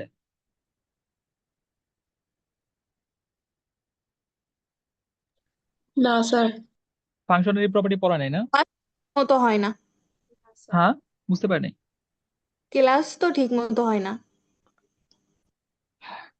ক্লাসে আসলে এগুলো ভালোভাবে পড়ানো উচিত, এগুলো আসলে ইন্টারেস্টিং অনেক, বাট এর সময় লেগে যায়, তাড়াহুড়া করতে গেলে দেখা যাবে আপনারা ভালো বুঝতে পারবেন না। আচ্ছা, সমস্যা নেই, সময় লাগুক, দরকার হলে ক্যালকুলাসের ক্লাসের সংখ্যা বাড়াই দিব আর কি। বাট আপনারা একটু ভালোভাবে শিখেন, জি কারণ স্যার, এই তাও আমাদের ক্যালকুলাসের একটু উপর, ভালোভাবে বোঝান। হ্যাঁ, second year, third year, fourth ইয়ারে অনেক কোর্স দেখা যাবে এই ক্যালকুলাসের ফান্ডামেন্টালস এর উপর বা বেসিকের উপর নির্ভর করবে, ভালো বোঝা, তো এটা ভালো করে বোঝা উচিত। তাহলে এন বিজোড় সংখ্যা এবং সহগ যদি ধনাত্মক হয়,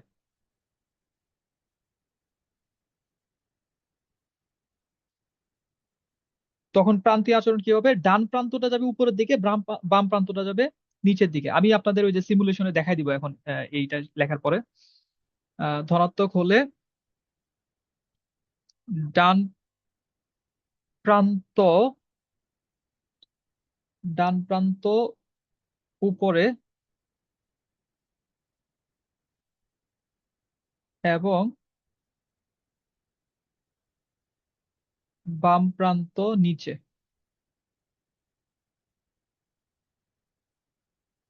আর লাস্ট, ও আচ্ছা, এটার এররটা কেমনে হবে? তাহলে তার মানে ডান প্রান্ত নিচের দিকে মানে এই পাশে, মানে শুরুর পাশটা থাকবে এই যে এরকম, এরপরে এখানে মাঝে কেমন হবে আমরা জানি না, তারপরে আবার লাস্টে উপরের দিকে, মানে আমাদের প্রান্তীয় আচরণটা হবে এরকম, এখান থেকে অসীমে চলে যাবে, এখান থেকে অসীমে চলে যাবে। তাহলে এইখানে আমাদের আবার কিছু শেপ থাকবে, ওইটা আইডেন্টিফিকেশনের জন্য আমাদের কিছু প্রসেস আছে। তো এই অধ্যায়ের মূলত এই জিনিসগুলো আপনাকে শিখতে হবে প্রত্যেকটা ফাংশনের জন্য, পলিনোমিয়ালের পরে আরো যে কয়টা আছে, এবং মাস্ট এখান থেকে প্রশ্ন থাকবে একটা, যে ফাংশনের গ্রাফ এবং বৈশিষ্ট্য। এরপর হচ্ছে এন বিজোড়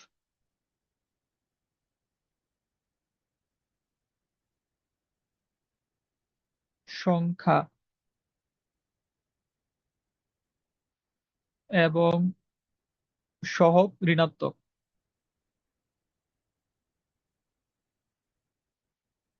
সহগ ঋণাত্মক হলে বাম প্রান্ত উপরে, আচ্ছা ডান দিয়ে লিখি যেহেতু ডান পাশটা আমাদের শুরুতে থাকে। তাহলে এখন উল্টাটা, ডান প্রান্ত হবে উপরে আর বাম প্রান্ত হবে, সরি, ডান প্রান্ত, আহ আচ্ছা, এটার ক্ষেত্রে হবে ডান প্রান্ত উপরে এবং বাম প্রান্ত নিচে। তার মানে স্যার আমাদের স্যার তাহলে দুটো তো সেম। আহ ও আচ্ছা, উল্টা উল্টা লিখতে হবে, ডান ডান প্রান্ত প্রান্ত নিচে নিচে, হবে আর হ্যাঁ বাম ডান প্রান্ত, প্রান্ত জি উপরে। স্যার, ডান প্রান্ত নিচে, বাম প্রান্ত উপরে। হ্যাঁ, আমি তো মুখস্থ লিখতেছি, লিখতে গিয়ে ই হয়ে গেছে। আচ্ছা, তার মানে উল্টাটা, এটা যদি উপরে থাকে তাহলে এটার ডান প্রান্ত নিচে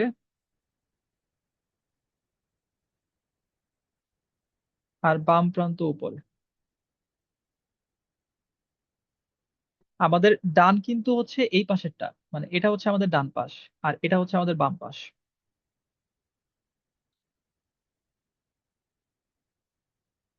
তাহলে এইটা লাস্টের হবে এরকম। এই হচ্ছে আমাদের চারটা প্রান্তীয় আচরণ। এখন আমরা যদি আহ একটু টেস্ট করে দেখতে চাই যে আসলে এই জিনিসটা কিভাবে কাজ করে, তাহলে আমরা সিমুলেশনের মাধ্যমে দেখতে পারবো।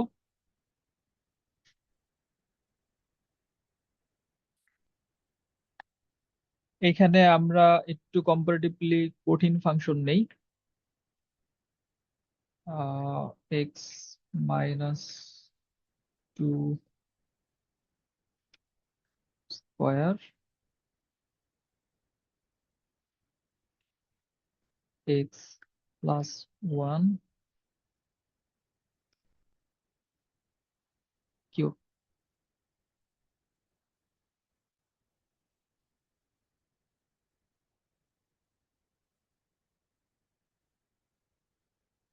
আচ্ছা, অথবা স্কোয়ারই থাক।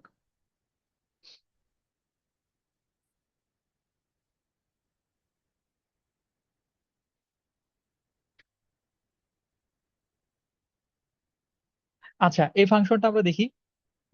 এটা একটু কমপ্লিকেটেড পলিনোমিয়াল ফাংশন। তাহলে এখানে ফার্স্ট অফ অল আমাদের এক্স এর পাওয়ার কত? যেমন প্রথমে হলো এক্স, তারপর x minus two whole square, এখান থেকে আসবে এক্স স্কোয়ার। তাহলে এক্স আর এক্স স্কোয়ার, এক্স কিউব, আর এখান থেকে আসবে এক্স কিউব, তাহলে x to the power six. তাহলে আমাদের যেটা আমরা বলতে পারি যে আমাদের ঘাত হচ্ছে জোড়, দুই হচ্ছে সহগ। এক্স এর সহগ সবগুলা গুণ করে দেখা যাবে আমাদের পজিটিভ আসবে, ধনাত্মক। তাহলে আমাদের যখন এরকম সিচুয়েশন হয় তখন কি হওয়ার কথা, যে আমাদের দুইটা প্রান্তই উপরের দিকে, মানে অসীমে চলে যাওয়ার কথা উপরের দিকে। এই যে দুইটা অসীমে চলে গেছে, উপরে চলে গেছে। এখন আমরা যদি শুধু সামনে মাইনাস দিয়ে দেই, তাহলে আমাদের কি হবে? পাওয়ার জোর থাকবে, দুইটাই পাওয়ার তো নিচে। সেম, পাওয়ার জোর থাকবে, কিন্তু আমাদের যেটা সহগটা হলো ঋণাত্মক হয়ে যায়। এই ক্ষেত্রে দেখেন আমাদের এই যে উল্টে গেছে, অসীমে চলে গেছে। বাট আমাদের ইটা আহ, ওই প্রান্তীয় আচরণ যেটা আমরা যেটা জানতে চাচ্ছি আর কি, যে এই দুইটাই অসীমের দিকে চলে গেছে। এরপর হচ্ছে ঘাত বিজোড় হওয়ার কথা বলছে, যদি বিজোড় হয় তখন কি হবে? তাহলে ঘাত বিজোড় হইতে হলে জাস্ট আমরা যদি এক্সট্রা বাদ দিয়ে দিই এখান থেকে, তাহলে এটার ঘাত বিজোড় হয়ে যাবে। মাইনাসও বাদ দিয়ে দিলাম। তাহলে আমরা যেটা লিখছিলাম যে ঘাত বিজোড় এবং সহগ ধনাত্মক, এটা হচ্ছে সেই কেস, ঘাত বিজোড় সহগ ধনাত্মক। তাহলে দেখেন তো, মিলা দেখেন আপনি কি লিখছিলেন, যে ডান প্রান্ত উপরের দিকে, এই যে ডান প্রান্ত উপরের দিকে চলে গেছে, আর বাম প্রান্ত নিচের দিকে, যে বাম প্রান্ত নিচের দিকে চলে গেছে, অসীমে চলে গেছে। আর যদি, আর লাস্ট কেস যেটা ছিল যে ঘাত বিজোড় কিন্তু সহগ ঋণাত্মক, সামনে মাইনাস দিলেই সহগ আমরা ঋণাত্মক পাবো। সহগ ঋণাত্মক তখন কি ছিল, ডান প্রান্ত নিচের দিকে, এই দেখেন ডান প্রান্তটা নিচের দিকে চলে গেছে অসীমে, আর বাম প্রান্তটা উপর দিকে চলে গেছে অসীমে। তাহলে আপনারা কি জিনিসটা মিলাইতে পারছেন? জি স্যার। আচ্ছা, ঠিক আছে, আমরা এখন আবার আমাদের ইসে চলে আসি। তাহলে আমরা পলিনোমিয়াল ফাংশন কি এটা জানলাম, পলিনোমিয়াল ফাংশনের বৈশিষ্ট্য কি এটা জানলাম। তা এটার মুক্ত হস্তে যে কিভাবে আঁকা যায় ওই জিনিসটাও আমরা দেখবো। আজকে হয়তো সময়ের মধ্যে নাও হইতে পারে। আচ্ছা, পলিনোমিয়ালের ক্ষেত্রে আরেকটা জিনিস যেটা জানতে হবে সেটা হলো ঘাত অনুযায়ী এটার আদর্শ রূপটা বা টার্নিং পয়েন্ট যেটা।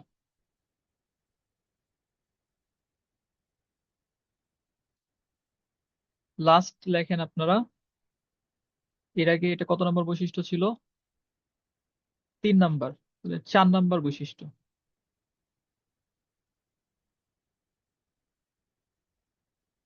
4 নাম্বার বৈশিষ্ট্য হচ্ছে টার্নিং পয়েন্ট বা বাঁক।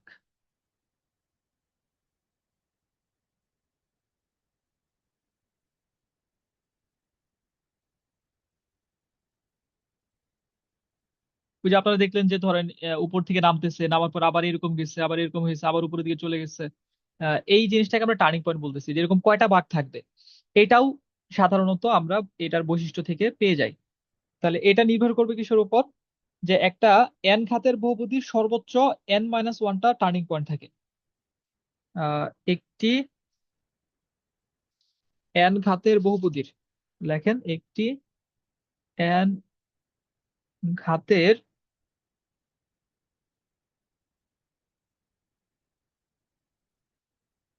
বহুপদীর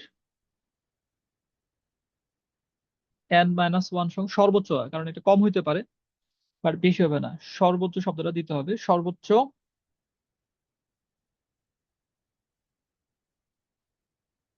n-1 সংখ্যক বাঁক চন্দ্রবিন্দু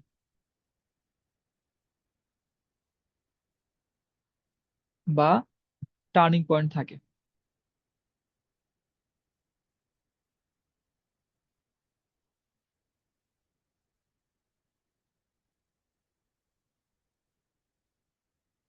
আচ্ছা, এই ক্ষেত্রে আপনি একটু লিখতে পারেন আহ যে, যেমন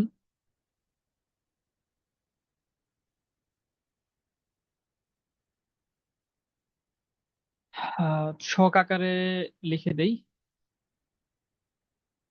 ঘাত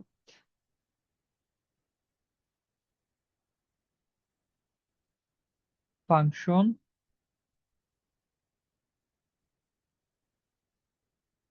লেখ চিত্রের আকার বাকের সংখ্যা।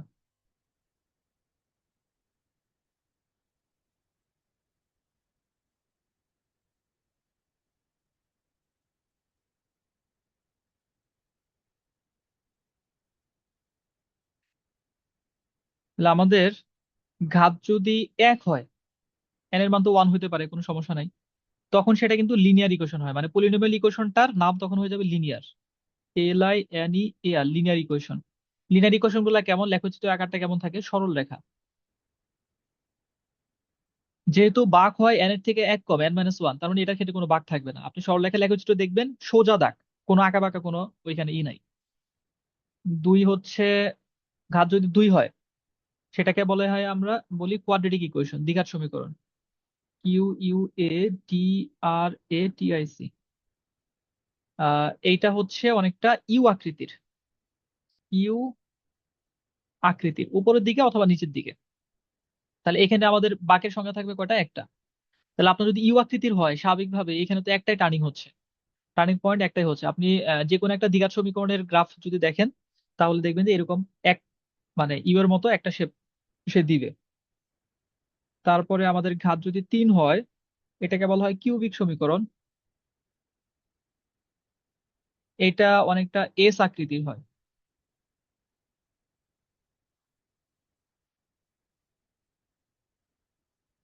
আর এস আকৃতির মানে বোঝাই যাচ্ছে যে এখানে আমাদের টার্ন নিচে দুইটা, এই যে একটা, দুইটা, বাকের সংখ্যা 2। এরপর আমরা যদি ঘাতের সংখ্যা 4 ধরি, সেটা হবে কোয়াট্রিক, QUARTIC, কোয়াট্রিক। এটা হবে ডাব্লিউ বা এম আকৃতির। তাহলে এখানে বাঘ কয়টা হচ্ছে, যে দেখেন, একটা, দুইটা, তিনটা, তিনটা বাঘ হচ্ছে। তো বাঘের সংখ্যা 3, সর্বোচ্চ 3টা আর কি।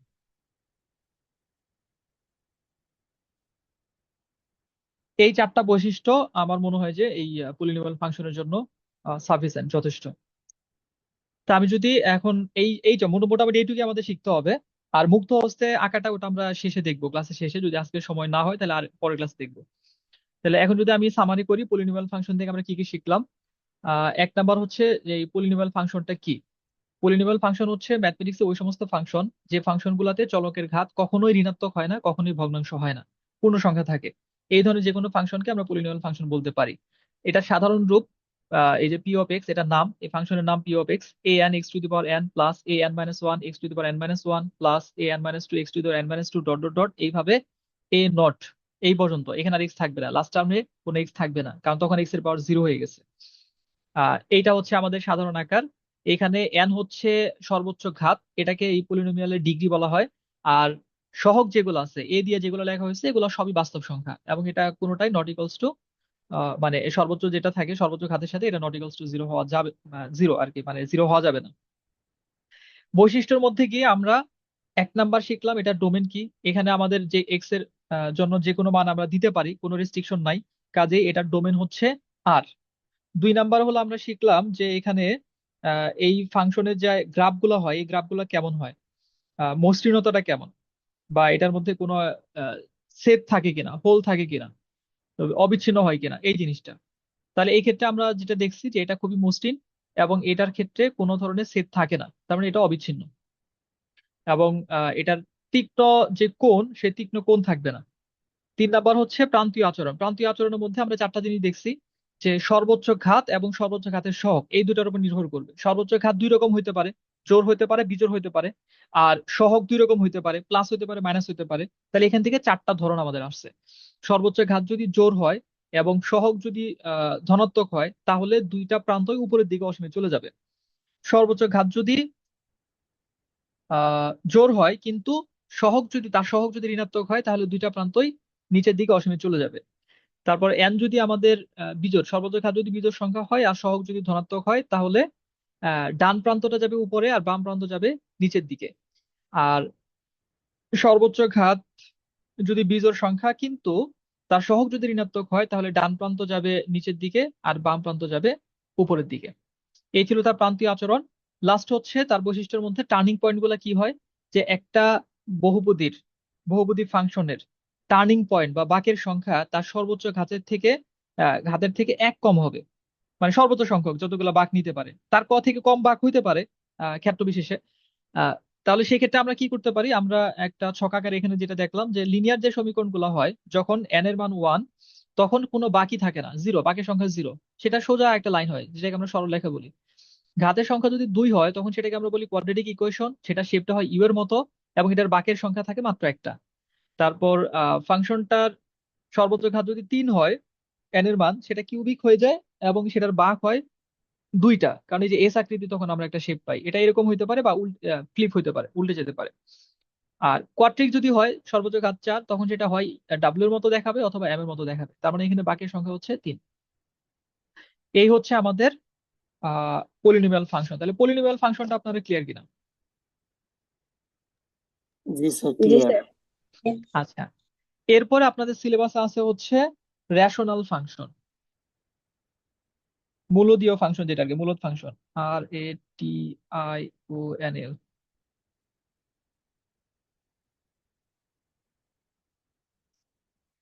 তাহলে এটার ক্ষেত্রে এখন আমরা একটু দ্রুত আগাইতে পারবো আর কি। তাহলে ফার্স্ট আমরা শিখবো যে এই রেশনাল ফাংশনটা কি, কোন ধরনের ফাংশনকে আমরা রেশনাল ফাংশন বলতে পারবো। সেকেন্ড আমরা শিখবো এটার বৈশিষ্ট্যগুলো কি। আর থার্ড হচ্ছে এটার লেখচিত্রের প্রকৃতিটা কেমন হয়। জাস্ট এই তিনটা জিনিস, এখন প্রত্যেকটা ফাংশনের এই তিনটা করে জিনিস আমরা শিখলেই আমাদের পুরো অধ্যায়টা শেষ হয়ে যাবে। তাহলে মূলদীয় ফাংশন, এটা ডেফিনিশনে যাই। সংজ্ঞা, দুইটা বহুপদী ফাংশনের মাধ্যমে আমরা একটা মূলদ ফাংশন লিখতে পারবো। তার আগে বলেন তো আপনাদের কারো মনে আছে কিনা মূলদ সংখ্যা কাদেরকে বলি আমরা? বাস্তব সংখ্যায় মূলদ সংখ্যা কাদেরকে বলা হয়? যাদেরকে p p by by q q আকারে আকারের সংখ্যাকে মূলদ সংখ্যা বলা হয়। হ্যাঁ, আমরা ফান্ডামেন্টালে পড়ছি তাই না? আহ তাহলে দেখেন, একটা মূলদ সংখ্যা যদি হয় ভগ্নাংশ আকারের সংখ্যা, অর্থাৎ যাদেরকে আপনি পি বাই কিউ আকারে প্রকাশ করতে পারতেছেন, তাহলে একটা মূলদ ফাংশন কি হবে? ভগ্নাংশ আকারের ফাংশন, যাদেরকে ওই যে ওরকম একটা ফাংশন ডিভাইডেড বাই আরেকটা ফাংশন আকারে প্রকাশ করা যাবে। তাহলে সেই জায়গা থেকেই মূলত এটা ডেফিনিশন আমরা লিখতে পারবো যে যদি পি অফ এক্স ও কিউ অফ এক্স দুটি বহুপদী ফাংশন হয়, দুইটি বহুপদী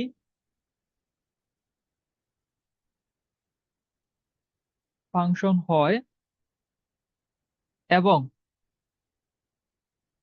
Q of x not equals to 0 হয়, তবে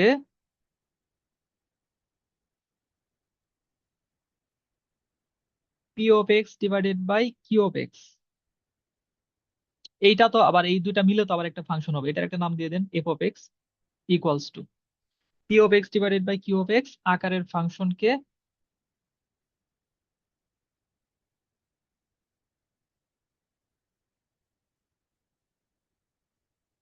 এই আকারের ফাংশনকে রেশনাল ফাংশন বলা হয়। রেশনাল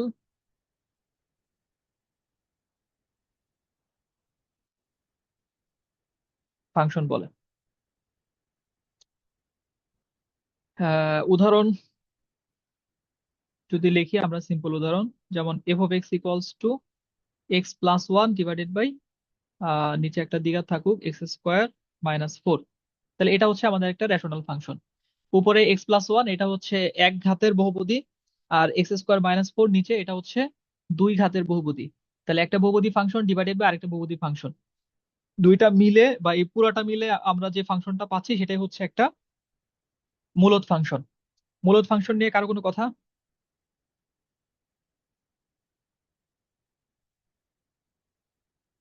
বুঝতে পারছেন? হ্যাঁ ভাইয়া ঠিক আছে। আচ্ছা, ঠিক আছে, এরপরে আসেন হচ্ছে এটার বৈশিষ্ট্য। আপনাদের কি কঠিন লাগতেছে না জিনিসগুলা? স্যার। জিনিসগুলো একেবারে যে সহজ আমি সেটা বলবো না, বাট আপনারা বুঝতে পারতেছেন কিনা প্রপারলি, না আমাকে বলতে হবে যে স্যার আমরা কিন্তু বুঝতেছি না বা এই জায়গায় বুঝতেছি না, কোঅপারেট করতে হবে আর কি। আচ্ছা, বৈশিষ্ট্যের 1 নাম্বার, ওই যে যেটা বলছি ডোমেন।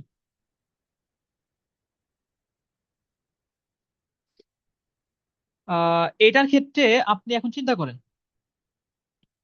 আমাদের এই যে মূলত ফাংশন যেটা লিখছি এটার ক্ষেত্রে আমরা কোন মানগুলো দেওয়ার ক্ষেত্রে আমাদের সমস্যা হবে বলুন তো? টু। টু, হ্যাঁ। এইটার ক্ষেত্রে টু দিলে সমস্যা। কিসের ভিত্তিতে বলছেন? কারণ নিচে স্যার নিচে জিরো ফাংশন আছে। জিরো হয়ে যাবে, তো আমাদের যে নিচে সংজ্ঞায়িত জিরো ওইটা জিরো হয়ে যাবে। হওয়া যাবে না, এক্স্যাক্টলি। ভগ্নাংশ যখন থাকবে তখন নিচে জিরো হওয়া যাবে না, তার মানে এক্স এর যে মানগুলোর জন্য কিউব এক্স এর মান জিরো, সেইগুলা ছাড়া বাকি সবই এটা ডোমেনের মধ্যে থাকতে পারবে। মানে শুধুমাত্র আমরা ওই মানগুলা দিতে পারবো না যেই মানগুলা দিলে আমাদের নিচের মানটা জিরো হয়ে যায়। তাহলে আমাদের ডোমেনের মধ্যে আমরা এই মূলদ ফাংশনটা শেষ করে আজকে ক্লাস শেষ করে দিব। আমি আসলে যতটা সময় ভাবছিলাম তার থেকে বেশি সময় লাগতেছে জিনিসগুলা লিখে লিখে বুঝাই দিতে। আর স্লাইড আকারে থাকলে তো আসলে দ্রুত শেষ করা যায়, বাট ওটা আপনাদের ইন্টারেকশনটা কম হয়। আমরা বাকি যে ফাংশন গুলো পরের ক্লাসে শেষ করব। তাহলে এটার ডোমেনের ক্ষেত্রে আমাদের কি লিখতে হবে, যে হরের মান শূন্য হতে পারবে না, অর্থাৎ হরের মান শূন্য হতে পারবে না। অর্থাৎ এক্স এর যে সকল মানের জন্য, অর্থাৎ এক্স এর যে সকল মানের জন্য cube x equals to zero, x এর যে সকল মানের জন্য cube x equals to zero, সেই মানগুলো ডোমেন থেকে বাদ যাবে।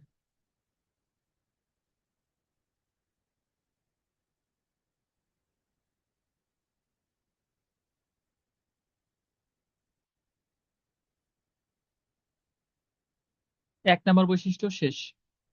এরপরে আপনি লেখেন হচ্ছে 2 নাম্বার বৈশিষ্ট্য। 2 নাম্বার বৈশিষ্ট্য হচ্ছে ওই যে কি বলছিলাম যেন, কি লিখবো আমরা? স্মুথনেস, অথবা স্মুথনেস এর বিষয়টা না থাকলে বিচ্ছিন্নতা।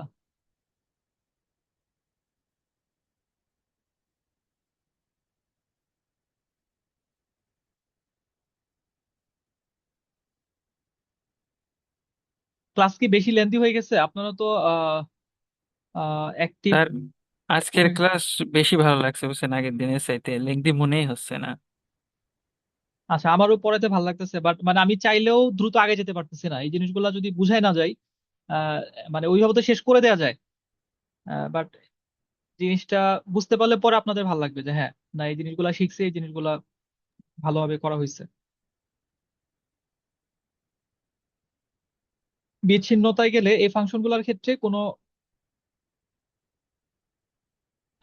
হোল থাকবে, মানে এটা বিচ্ছিন্ন হবে। এখানে আবার একটা প্রশ্ন আপনি করবেন যে আমি কিভাবে বুঝবো যে একটা ফাংশন কখন বিচ্ছিন্ন হচ্ছে কখন বিচ্ছিন্ন হচ্ছে না। আমি যখন বৈশিষ্ট্য লিখতেছি তখন তো পার্টিকুলার ফাংশন নাই, আমি এটা ব্যাখ্যা দিচ্ছি, তার আগে একটু লিখে নেন যে এই ফাংশনগুলো সাধারণত নির্দিষ্ট বিন্দুতে বিচ্ছিন্ন থাকে। এই ফাংশনগুলো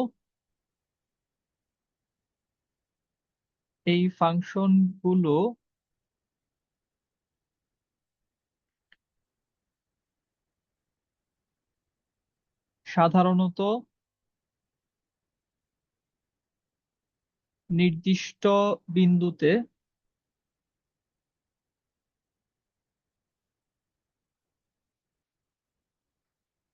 বিচ্ছিন্ন থাকে।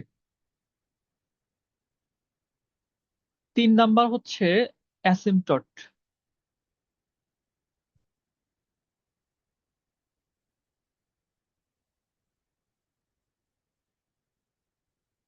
ASYMPTOT, এটার বাংলাটাও এই অ্যাসিম্পটটই লেখে, ইংলিশটা লিখলাম। এই অ্যাসিম্পটটের অর্থ হচ্ছে এই ধরনের ফাংশনের গ্রাফগুলা একটা নির্দিষ্ট রেখার খুব কাছে চলে যায়, মনে হচ্ছে যে ওই রেখাকে ছেদ করবে, কিন্তু অসীম পর্যন্ত ওইভাবে চলতে থাকবে, কখনো ছেদ করবে না। আমি একটু আপনাদের দেখাই নিয়ে আসি, তারপরে অ্যাসিম্পটটের বিষয়টা লিখি, তাহলে আপনাদের জিনিসটা ভালো লাগবে।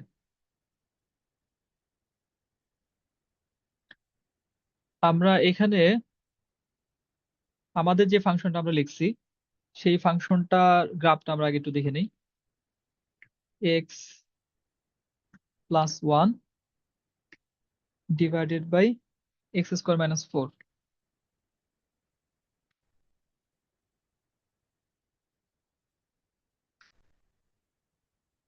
দেখেন এটা হচ্ছে যে এক্সাম্পলটা আমরা লিখছিলাম এটা তার graph, x+1 divided by x²-4।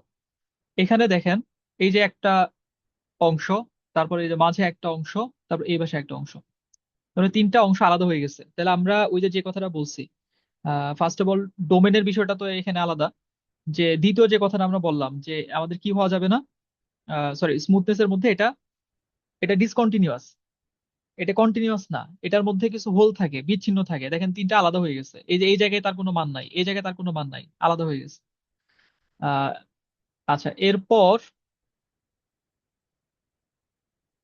এইখানে যদি আমরা উপরে x-2 দেই,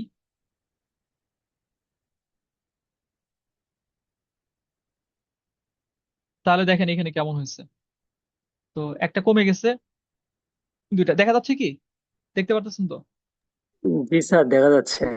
আচ্ছা, এখন যদি আমরা একটু ফিরে আসি, যে ওই যে হোলের কথা যেটা আমরা বললাম, যে আমরা কিভাবে বুঝবো যে কখন বিচ্ছিন্ন হবে বা কখন বিচ্ছিন্ন হবে না, এটা ফাংশন থেকে কিভাবে বোঝা বোঝা যাবে যে কখন হবে আসলে। এটা দেখবেন আপনি এই যে লব এবং হরের মধ্যে ফাংশনে, আহ যদি ধরেন x-এ একটা যদি লব থাকে এবং হরও যদি সেম থাকে, মানে কাটাকাটি যদি যায়, তখন সেই জায়গাগুলোতে সাধারণত হোল তৈরি হয়। যেমন এই জায়গায় আমাদের উপরে আছে হলো x-2, নিচে আছে x²-4। তার মানে x²-4 কে যদি আমরা এক্সপেন্ড করি, তখন আমরা x+2 ইন্টু x-2 পাবো। উপরের x-2 নিচের x-2 কাটাকাটি যাচ্ছে, তার মানে ওই যে x=2 যে বিন্দুটা, x=2 বিন্দুতে একটা হোল তৈরি হবে, এবং সেটা এখানে হয়েছে, x=2 বিন্দুতে একটা হোল তৈরি হয়েছে। আহ বুঝা গেছে জিনিসটা? মানে ভগ্নাংশের লব এবং ভরের মধ্যে যেই অংশটা কাটাকাটি যাবে উৎপাদক বিশ্লেষণ করার পর, সেটাকে =0 ধরে x এর যে মান পাওয়া যাবে, সেই মানের মধ্যে একটা হোল থাকে, মানে ওই জায়গায় এই ফাংশনের আপনি কোনো মান পাবেন না। এটা হচ্ছে আইডেন্টিফিকেশনের সবচেয়ে সহজ হয়। এটা যদি ছক আকারে আপনি চিন্তা করেন, আচ্ছা থাক লিখে দিব নি।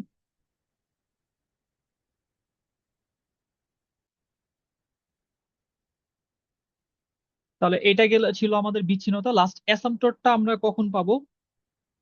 অ্যাসাম্পটরের বিষয়টা আসবে, এটা বৈশিষ্ট্য আকারে যদি আমরা লিখি, তাহলে লেখা যাবে দুই ধরনের অ্যাসাম্পটর হয়, একটা হলো ভার্টিক্যাল অ্যাসাম্পটর, আরেকটা হচ্ছে হরিজন্টাল অ্যাসাম্পটর। মানে ভার্টিক্যালি অসীমে চলে গেছে আর লম্বালম্বি ভাবে অসীমে চলে গেছে। তাহলে অ্যাসাম্পটরের ক্ষেত্রে আহ এরকম লেখেন, লেখচিত্রে এমন কিছু রেখা থাকে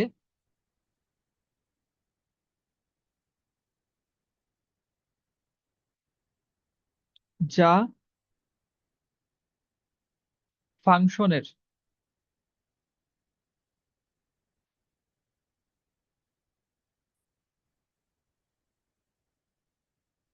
খুব কাছ দিয়ে যায়,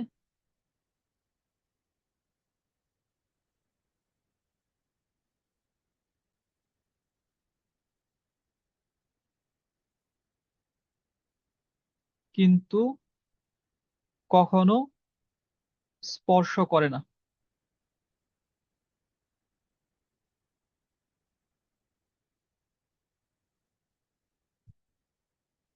এটা লিখে আমরা আজকের ক্লাসটা শেষ করব, অনেক কারণ অনেক সময় হয়ে গেছে। এইখানে জাস্ট দুইটা জিনিস আপনারা লিখবেন, একটা হচ্ছে ভার্টিক্যাল অ্যাসাম্পটর,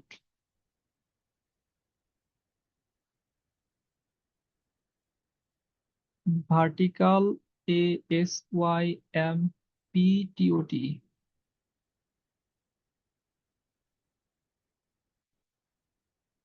হর শূন্য হলে এটি তৈরি হয়।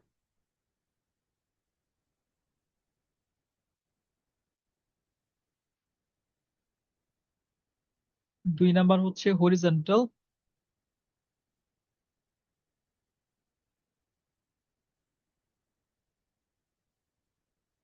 আপনারা বাংলাদেশি রাইটারের যে বইগুলা ফলো করেন, তিতাস সিরিজ বা আরো যেগুলো আছে, ওগুলাতে এইগুলা এইভাবে লেখা নাই। আপনারা তো এইভাবে পাবেন না জিনিসগুলা, তো এই জন্য আপনাদের একটু নোট করে নিতে হবে।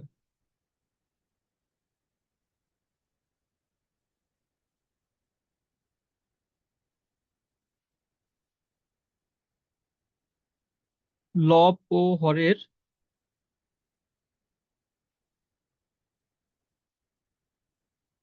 ঘাতের উপর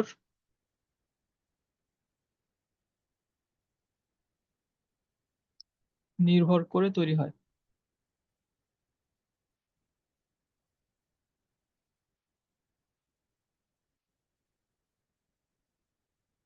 আচ্ছা, এইটুকুই আপাতত লেখা থাক। লাস্ট আমরা একটা ফাংশন দেখে এটার বৈশিষ্ট্যগুলো আপনারা দেখি কতটুকু আইডেন্টিফাই করতে পারেন। আমরা একটা ফাংশন নিব, একেবারে সিম্পল একটা ফাংশন, 1/x। দেখেন, এটা আমাদের একটা মূলত ফাংশন 1/x। উপরে যে ফাংশনটা এটা ধ্রুবক ফাংশন হিসেবে আছে, আর নিচেরটা এটা হচ্ছে আমাদের আহ, একক ফাংশন বলে এটাকে, এক্স, শুধু এক্স। তাহলে এটার ক্ষেত্রে যদি আমরা চিন্তা করি আমাদের বৈশিষ্ট্যগুলো কি, 1 নাম্বার, এটা একটা মসৃণ বক্ররেখা। একটা নির্দিষ্ট বিন্দুতে এটা বিভক্ত হয়ে গেছে, এই যে 0 বিন্দুর উপর দিকে, আবার 0 বিন্দুর এই পাশে, প্রথম চতুর্ভাগে আছে, তৃতীয় চতুর্ভাগে আছে। আর এটার লবের যে ঘাত, এটা হরের ঘাতের থেকে কম, লবের ঘাত তো x⁻0, হরের ঘাতের থেকে কম। এই জন্য এই অক্ষরটা এক্স অক্ষের সাপেক্ষে অ্যাসিম্পটট হয়েছে। এই যে এক্স অক্ষের সাপেক্ষে দেখেন মনে হচ্ছে কিন্তু এক্স অক্ষের সাথে মিলে গেছে, বাট এটা আমরা যদি অনেক যত ক্লোজ করতে থাকবো দেখা যাবে না এটা মিলে নাই। দেখেন, আপনি যত জুম করবেন, অসীম দিকে যাবেন, দেখেন মিলতেছে না। এখন মনে হচ্ছে আবার এখানে মিলে গেছে, এখানে আবার জুম করেন, দেখেন মিলে নাই। তারপর আরো অসীমে যান, অসীম দিকে গিয়ে আহ একটা পর্যায়ে গিয়ে যে এখন আপনার মনে হচ্ছে যে এটা মিলে গেছে, আবার জুম করেন, এখানে দেখেন মিলে নাই। তো এরকম চোখের দেখে আমাদের মনে হবে যে এইটা মনে হয় এখানে এক্স অক্ষের সাথে মিলে গেছে, বাট আসলে অসীম পর্যন্ত যেখানে যাবো ওই জিনিসটা মিলে নাই। আহ এইটাকে বলা হয় অ্যাসিম্পটট। তো এটা এক্স অক্ষের সাথে অ্যাসিম্পটট হয়েছে কেন? কারণ এটার এই যে লব এবং হরের ঘাতের যে বিষয়টা, যে কথাটা ওখানে লিখছি, আপনার বৈশিষ্ট্য মতো লিখছেন যে ঘাতের উপর নির্ভর করে। নির্ভর করে কিভাবে? যে লবের ঘাত যদি হরের থেকে কম হয় তাহলে এক্স অক্ষের সাপেক্ষে অ্যাসিম্পটট হবে, আর যদি উল্টাটা হয় তাহলে ওয়াই অক্ষের সাপেক্ষে অ্যাসিম্পটট হবে। এই হচ্ছে মোটামুটি আমাদের আজকের আলোচনা। আমরা 2টা ফাংশন আসলে কভার করতে পারলাম। আমাদের যদিও টার্গেট ছিল লেকচারের সবগুলাই কমপ্লিট করে ফেলা, বাট ওই যে বেসিক আলোচনায় গিয়ে আমাদের কিছু সময় এখানে চলে গেছে, যে কারণে টাইমটা প্রপারলি ম্যানেজ করা যায় নাই। সো আমরা মাত্র দেখছি হচ্ছে পলিনোমিয়াল ফাংশন আর রেশনাল ফাংশন, এই দুইটা।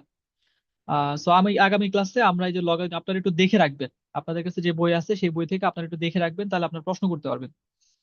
তা আমরা নেক্সট হচ্ছে লগারিদমিক ফাংশন, এক্সপোনেনশিয়াল ফাংশন থেকে যা আছে, নেক্সট ক্লাসে আমাদের সময় বেশি লাগবে না, পুরোটা আমরা শেষ করতে পারবো। এখন কারো কোনো প্রশ্ন থাকলে বলেন আজকে ক্লাসের উপর।